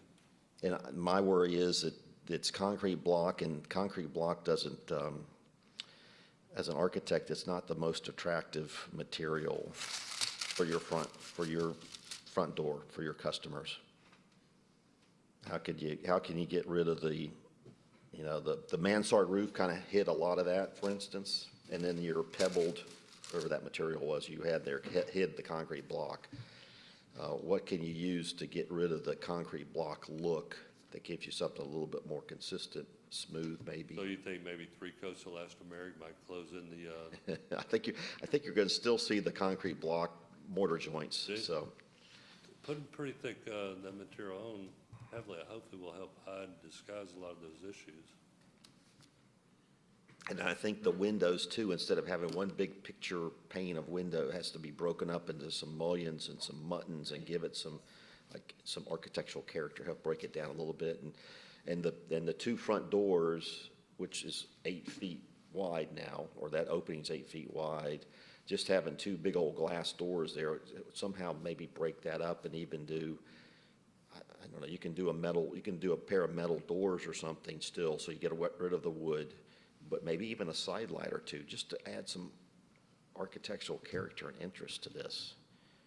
So I- you don't think that once we have the cedar, the awning,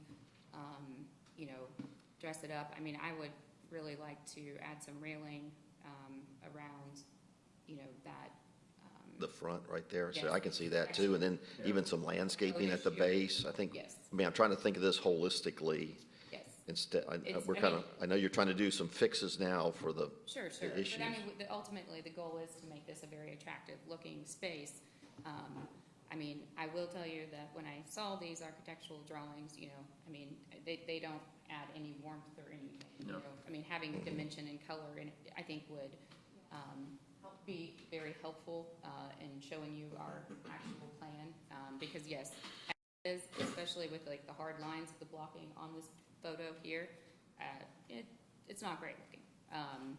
Unfortunately, been trying to get this pushed through quickly. You know, we just weren't able to make these changes, and we weren't able to make a very impressive presentation, like as we, you know, as the first people that came through. But I do think that if we're able to, you know, get started on this and go ahead and paint, and if the board does not like the paint or anything, we can come back and reevaluate this. I would love to try and get this dried in as soon as possible. And again, I've done this before. I know you, I don't know if you're familiar when coming, but I redid the building that was on the corner of Post Road and Highway 9. It was like a Midway warehouse and a big fire truck in the, and now, thank you, I did redo all of that. And that is kind of the same idea. I think it's hard to grasp what the look's gonna be, because some of these elements, the new metal awning, you know, I can sort of visualize there's gonna be some good detail, but you can't grasp it. Right. There's not enough on this, and I'm telling you, that brick, that line, the blocking line, it's really hard to look at. I mean, it screams prison to me. Yeah. And the building itself. I'm not sure why she would know that. It's rough too, so. Yes, well, the whole idea about getting rid of the, you know, that roofing system was it kind of looked like a squat, like mushroom, essentially, you know, and we just wanted to take the height. I can't say it looked great, but it did give it some architectural character.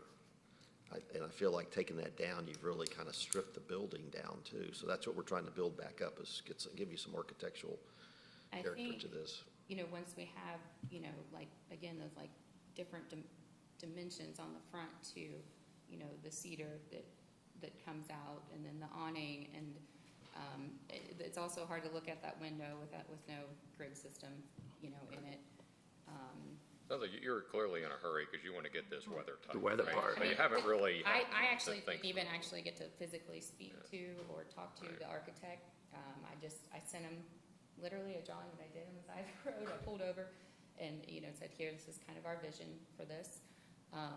And he would, you know. So what do you, so you need window, you need a window, a door, and the cedar cap to get it watertight. All right, I think we're probably okay with a cedar cap, right? What's the window made out of? Like the window, you know, more details on the window, Yeah, as you said. it will have a clad grid. Mullions to But break it sounds it up. like you want a Just three-panel window instead of a big single pane. And that's Well, it'll- actually what I it'll look sketched. like, I did a little sketch, and I had a 3-panel window right in there. And then I made a faux window on the other side. I mean, here's what I did. I didn't do your metal canopy. Like I the did canopy better than this stuff. well, sorry, I was just trying to get some. Yeah, I don't like the. You're hired. Uh-oh, conflict. This is anyway, that's just my doodling. So, and then put some landscaping in front and all that. So, I guess, I mean, how do we? I mean, again, we don't have the landscaping there, and it's actually kind of a hazard right now. I can't even shut the front door, like it won't. Because of the It's rotting. Very scary. We had down to there at take night up the by myself. patio pavers because they were all falling Shipped. apart. We had Boy. have a lady that had a hip replacement surgery. She's trying to walk through this brick that's basically falling apart. It's tough. Like, it's a tough situation. It certainly needs some update and love. So, Looking at a 50-year-old But structure, you know. I mean, they could come back with the rest of it. Maybe we could approve a window and a door by email. Looking at Brett, is that? And approve the cedar cap today, they can, because I understand, they gotta get it watertight, right? And if we could But then just- they have to come back with the rest of it, right? What are they gonna do for the front and the, Yeah, there's definitely some historic relevance for the wood, the block, the steel. I mean, there's definitely some things there. I think the trouble that I see is, yeah, you gotta get that window watertight, but that window is gonna drive a lot of the, you know, it's gonna drive a lot of the rest of the elevation. I mean, to me, just looking at this elevation, if you're gonna cover down cedar down to here, you know, you know, the awning is gonna be close, I mean, that's gonna be tight, just in dimension, but then it also seems like continue that line here across the metal, bring that wood back to the metal again, give it kind of a top to it, or you might say, I don't know, but then, I mean, the cedar's not gonna seal the building up. They're gonna have to do flashing and some other stuff to make this, at least the roof and the parapet, watertight. And is that a Well- sign band as well? It's a good point. I think so, yeah, I think that's where, I think that whole same width goes around, you know, to me, it's what your plan was, is to bring this, if you can see where the cursor is right at the bottom of the black, to bring that around all three sides of that building Yep. at the same height, and then that creates the sign band area for it, you know. What they do behind it is what they do, yeah, they're gonna have to do a lot of, With Yeah. that awning, it needs all those proportions. I don't think what we're looking at on the screen matches what we're looking at. yeah, I don't, exactly. Proportions don't look right to me. I don't think this drawing, That looks I don't, odd. that looks short compared to what you have to do. Right. It Because what it they doesn't gotta look cover like that. that's Looks like it's covering, been squished, doesn't it? Yeah. Because they're covering that black on the side, is that the? yeah, because they gotta go all the way down to here, Well, so, I don't think they have to go all the way down there. Those wood trusses there are probably 18 inches deep. From looking at the other side of the graveyard, the cemetery side. Yes, that is about what it. So it's gonna have to be at least 18 or more to cover that, probably 2 feet, or, and the proportion wise, it's probably more like 3 feet. It's probably about as deep as that black tarp is coming over. and maybe he's got this scaled right, and just that black tarp goes down farther than Yeah, what maybe it, so. you know, than what the actual opening is. We were having trouble with it flying off during the. Yeah. I bet, yeah. Yeah, so, But To you me, don't- this looks But you don't have the proportionate, tarp on the other side. well, then it's gone, like, it blew off again. I mean, I had a Okay. guy up That there was- basically every day tacking something on, and there's probably Yesterday. 4 layers there. Yeah. Gosh. Okay. I was there yesterday. It didn't, Oh, so that's just open, without that tarp, it's just open. It's just open, it's Yeah. Oh, wow. exposed inside. I mean, you could look in there and probably see. So that's why they need the cedar to make it weathertight, they gotta close in that opening. well, they're gonna have to flash it. They're gonna have to bring some I roof. mean, would the cedar be this, I mean, would you put sheathing on it first and then the cedar on top of that? I mean, why could Yeah, you? you're gonna have to. Yes, yes. But couldn't you sheath it in now? Well, we were Regardless of told what that you we had to put on stop top of it. everything until we came Yeah. to get approval, so we did not, you know, we didn't, all we did was. yeah, that may have been a little bit of just a miscommunication. I mean, you can make it weather tight right now as far as that portion. I wouldn't do anything with the doors and windows as far as order it, but close that in, absolutely. Yeah, I mean, whatever, Well, you're then it gonna does- put something on there for now, it's gonna have to have an exterior version of that anyway, so yeah, you can close it up. We did want to come here kind of before we did that, just because, you know, if we had to go back exactly with, you know, something similar, right, it would kind of affect just how we were going to. I think we're in our third Attempt it. week since we demoed the old awning. Yeah, I think we're getting really close. We pushed you in here, so, Which we appreciate very much. Maybe I'm overcome, but the window and door seems simple, I agree. right? We don't know exactly what it is, but they could send that to us by email. I mean, we're looking for a window that's got some mullions, right? Maybe the same color as the awning. So, you know, I want it to look just like Same color. the restaurant right beside, so if you're looking at homes right here, what and is we'll it? send us a picture. Send us oh yeah, the, Central City, or, Citizen Soul. Yes, Yeah. I mean, just that same clad look is exactly what we're going So is, here for both the window and the door, which is seen throughout, you Didn't you know, wanna- Alpharetta. you already have an architect on board? Pardon me? Do you have an architect on board? Do you have an architect? Close for a little. Okay, is it the guy that did Holmes Restaurant? No? No, it's a residential architect, old friend of mine, Rick Oh, okay. Morris. All right. But again, you know, he just kind of threw this together for us so we could come in front of you guys. And no, I am not There you go. extremely proud of, you know, that, but there's, but that's the idea behind the window and the door. I'm totally fine with that. In our phase 2, there's a blue building that we do want to create almost this identical kind of look for a larger showroom space. I'm completely fine with those windows and those doors. I just think they're cool, they're But- classy, it still gives it that little edge, you know, of kind of industrial look, but a classy, modern version of it. I think the Citizen Soul windows look fine. If they did something like that, right? Which is, I mean, this is kind of the sentiment behind what we're gonna create as a whole.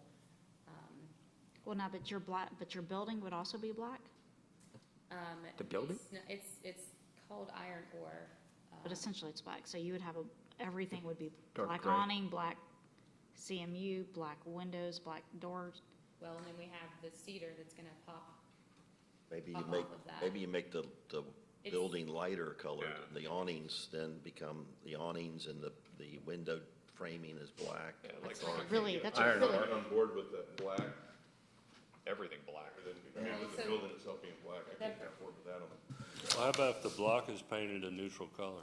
I can get on board with that, absolutely. I think that's where we should go, and then the If I may- windows and doors can be dark, And the awning awning can be windows. dark, so we'll have a good Whatever your contrast. highlight is. block. Your overhead lights would be dark, probably. So the idea is kind of like a California style, like you'll see the iron ore against like the Ipe or something, like, you know, dark against the light. If you pull up alpharugexpo.com and look at that building, it's something that I did as well, and it is a dark building, and it has black. What's it on called? It's alpharug.com, and then you can go to,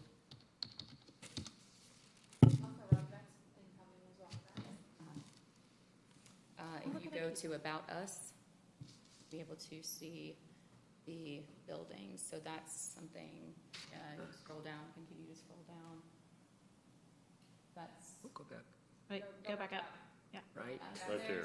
there's, now That looks good. color right there is not iron ore, that one is called, seal, I think. That but could look it's- good. It has a little more purple undertones than the iron ore does. But that's kind of the idea behind this. So is that a cedar kind of That's Ipe, which is similar? essentially the same Okay. as cedar, it just has a little more red in it. Even like the sign there? I like the goosenecks over the sign. That, Yes, and that's the kinda carry- entire idea behind this new okay. place as well. Well, so that's, I mean, That's helpful to see that. yeah, if you're leaning towards that, that's, That's actually my dog, Augie, right there. I do like the Oh, darker that's your building dog? though, because there's so much white and gray anymore. I do like the darker building. Very handsome. And then if you No. scroll up Farmhouse. again Built to out here is white and the gray. side elevation there, Scroll up. so that side elevation, before there was nothing there. It was just flat building, and we pulled that around to ban that again for just good signage. This is the post road sign. I think this, I like that. well, and that gives, you got some, look, that elevation, well, going back, you got some depth there. It's a pretty flat elevation, but you got some depth. You brought the pilasters out or the faux columns out. And I And just the- really, like, for me and personally, if- I really like the warmth of the wood against the dark colors. And Yeah. if we paint that front part like light, Well- have that galvanized, you know, metal, it's not gonna look, Well, you're not gonna get that. I'm with you, because that's all they do in Alpharetta now, is white with the gray. Doing no, I'm with something you too. different would be much better. No, I agree. That thing, I'm just, that certainly looks a lot better than what we were looking at in our package this Yes, morning. yeah, I so. know, and again, I was so disappointed because I couldn't, you know. Well, you just gotta really- do the best you can with the Yeah. time period, but, and you were proposing new brick steps and it, right? So we'll paint those, actually, I mean, to match the building itself. What about the And then monument- the monument? That nice heavy, like, green, maybe some hydrangeas and things, you know, that have some flowering and stuff there, up against that dark, or really, you know, make a big statement. I mean, I have, like, I'm pretty good about being able to create a very welcoming space and use its elements. So how quickly do you think you can get your architect to come up with a sketch? I know we're trying to solve the water, the enclosure issues right now. I'm thinking out loud here, I'm not. We could approve the windows and door based on if it matched that Citizen Soul, so they can start working on those water issues. But they're still gonna have to bring the whole thing back Yeah. for us to approve. I mean, Brett and staff, how comfortable do you feel? I even your door is okay. Your door's not a weather issue right now, right? It's the window. It is, it's actually way Yeah, too. they said the doors. Yeah, they can't even close it half the time. Yeah, you can't Well, close. we can't even lock it. I was actually there until midnight the other night trying to get the inside done. We had done some pressure washing, all the water came through and it was. Oh, God. I think staff, based on, Towels everywhere, my and clothes. I'll look back here at Kathy, our community development director, but I think based on what she's expressed that is the look, that we can work on the rest. And if there's question, we can email it out. We know that, definitely the window, this window's got to be gridded. It can't be, Absolutely, it's yeah. No, it looks got to be Is that. this something Tracy can help them with a little bit, or help from the staff's perspective, from the city's perspective? I mean, we have to be, he can review what, but we can't, we have to be careful there. Well, But we he can can- ask for his opinion, yeah. A recommendation or Yeah, opinion? yeah. Okay. But I think we can work there. I think the board is, and she's on the right path here. I think with it looking in this, it'll help that galvanized look with the dark lights, dark planters below it, or the cedar planters to help add to that side of the building, which then would let the dark side, which is that kind of front, really stand out. Black On the right side, though, you're Big talking about, too. that shows a bunch of vertical planters. It sounded like you were talking about a horizontal planter across the Well, we entire. got both. Well, so in order for that to look nice and flat there, because the pitch of this. the drive is like this, we do have to have that, and we will taper off those edges, so that we do have a flat surface, and it will almost be like the base panels are gonna run into the ground, and kind of disappear and fade out. I have those planters there. I purchased them from Restoration Hardware, so they're pretty cool looking. Okay, so the cedar is just instead of the railroad tie? It is, yeah, Oh, okay. just to Just give us to- a nice just to straight, give it, modern looking Just to give it edge. straight, okay. Yeah. And I do want to plant some grasses and trees and things in between, but again, we just did not get there with the architect in time for this. Thought about, I did talk to David, though, your arborist, to kind of figure out who, what I was able to bring in, what kind of plants and everything that I had spoken to him about. He said, absolutely, yes. I did walk through Alpharetta to make sure that I kind of stayed in with the theme. We're kind of on the outside of Alpharetta right now. The cemetery kind of separates us, it's not really like a really walked through and traveled area, right? So we're trying to tie in. We want to look like Alpharetta. We don't want to be on the outskirts. The big thing with planters and putting plants in planters is you gotta water them, you gotta maintain them, and that's always my concern, is them just show stuff in front.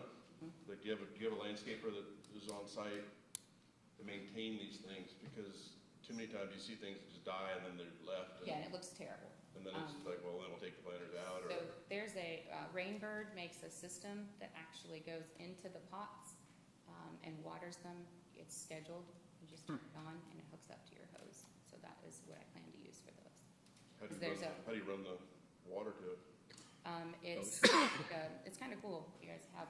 I've seen it, but how do you get the water to each individual planters, right? Yeah, so so in the back, you just drill a little hole and you waterproof it and it just sticks in there and it We creates have a water in hose the bit base. about 3 feet away from that false door.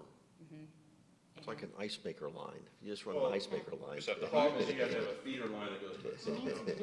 Yeah, so it's long enough in Yeah. between each tank that it'll go down the back of the planter and then underneath the I've seen covering, I do want to propose like some slate chips or something cool, oh, for there. that's cool. And then, I'm excited about come through the back.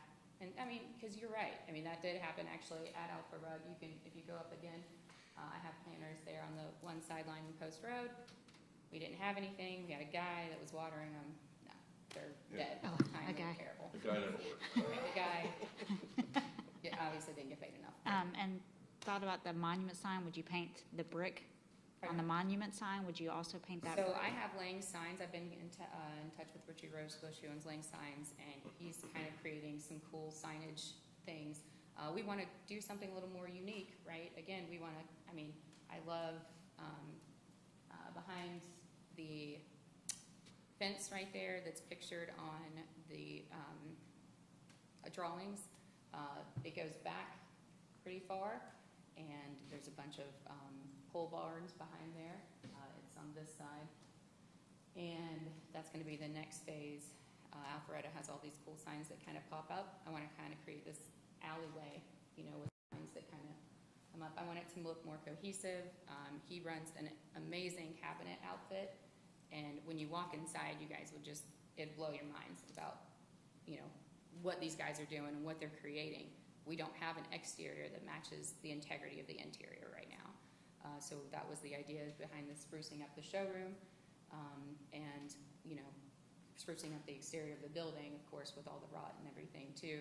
We have some machine issues because the water's dumping into and infecting the machines that Chris has paid a lot of money for, so it's an issue there. And then phase 3, there's a blue building on the other side. We'd like to create a full design showroom that basically is a one-stop shop. You're gonna get your cabinets there, your flooring there, your lighting, countertops, everything. Wow. So it's gonna be a hub for designers and builders and retail, of course, too. One thing, Chris, that's been kind of commented about a few times in different staff meetings and different meetings with developers is that kind of water tower looking feature you've got towards the back. We're hoping that that stays.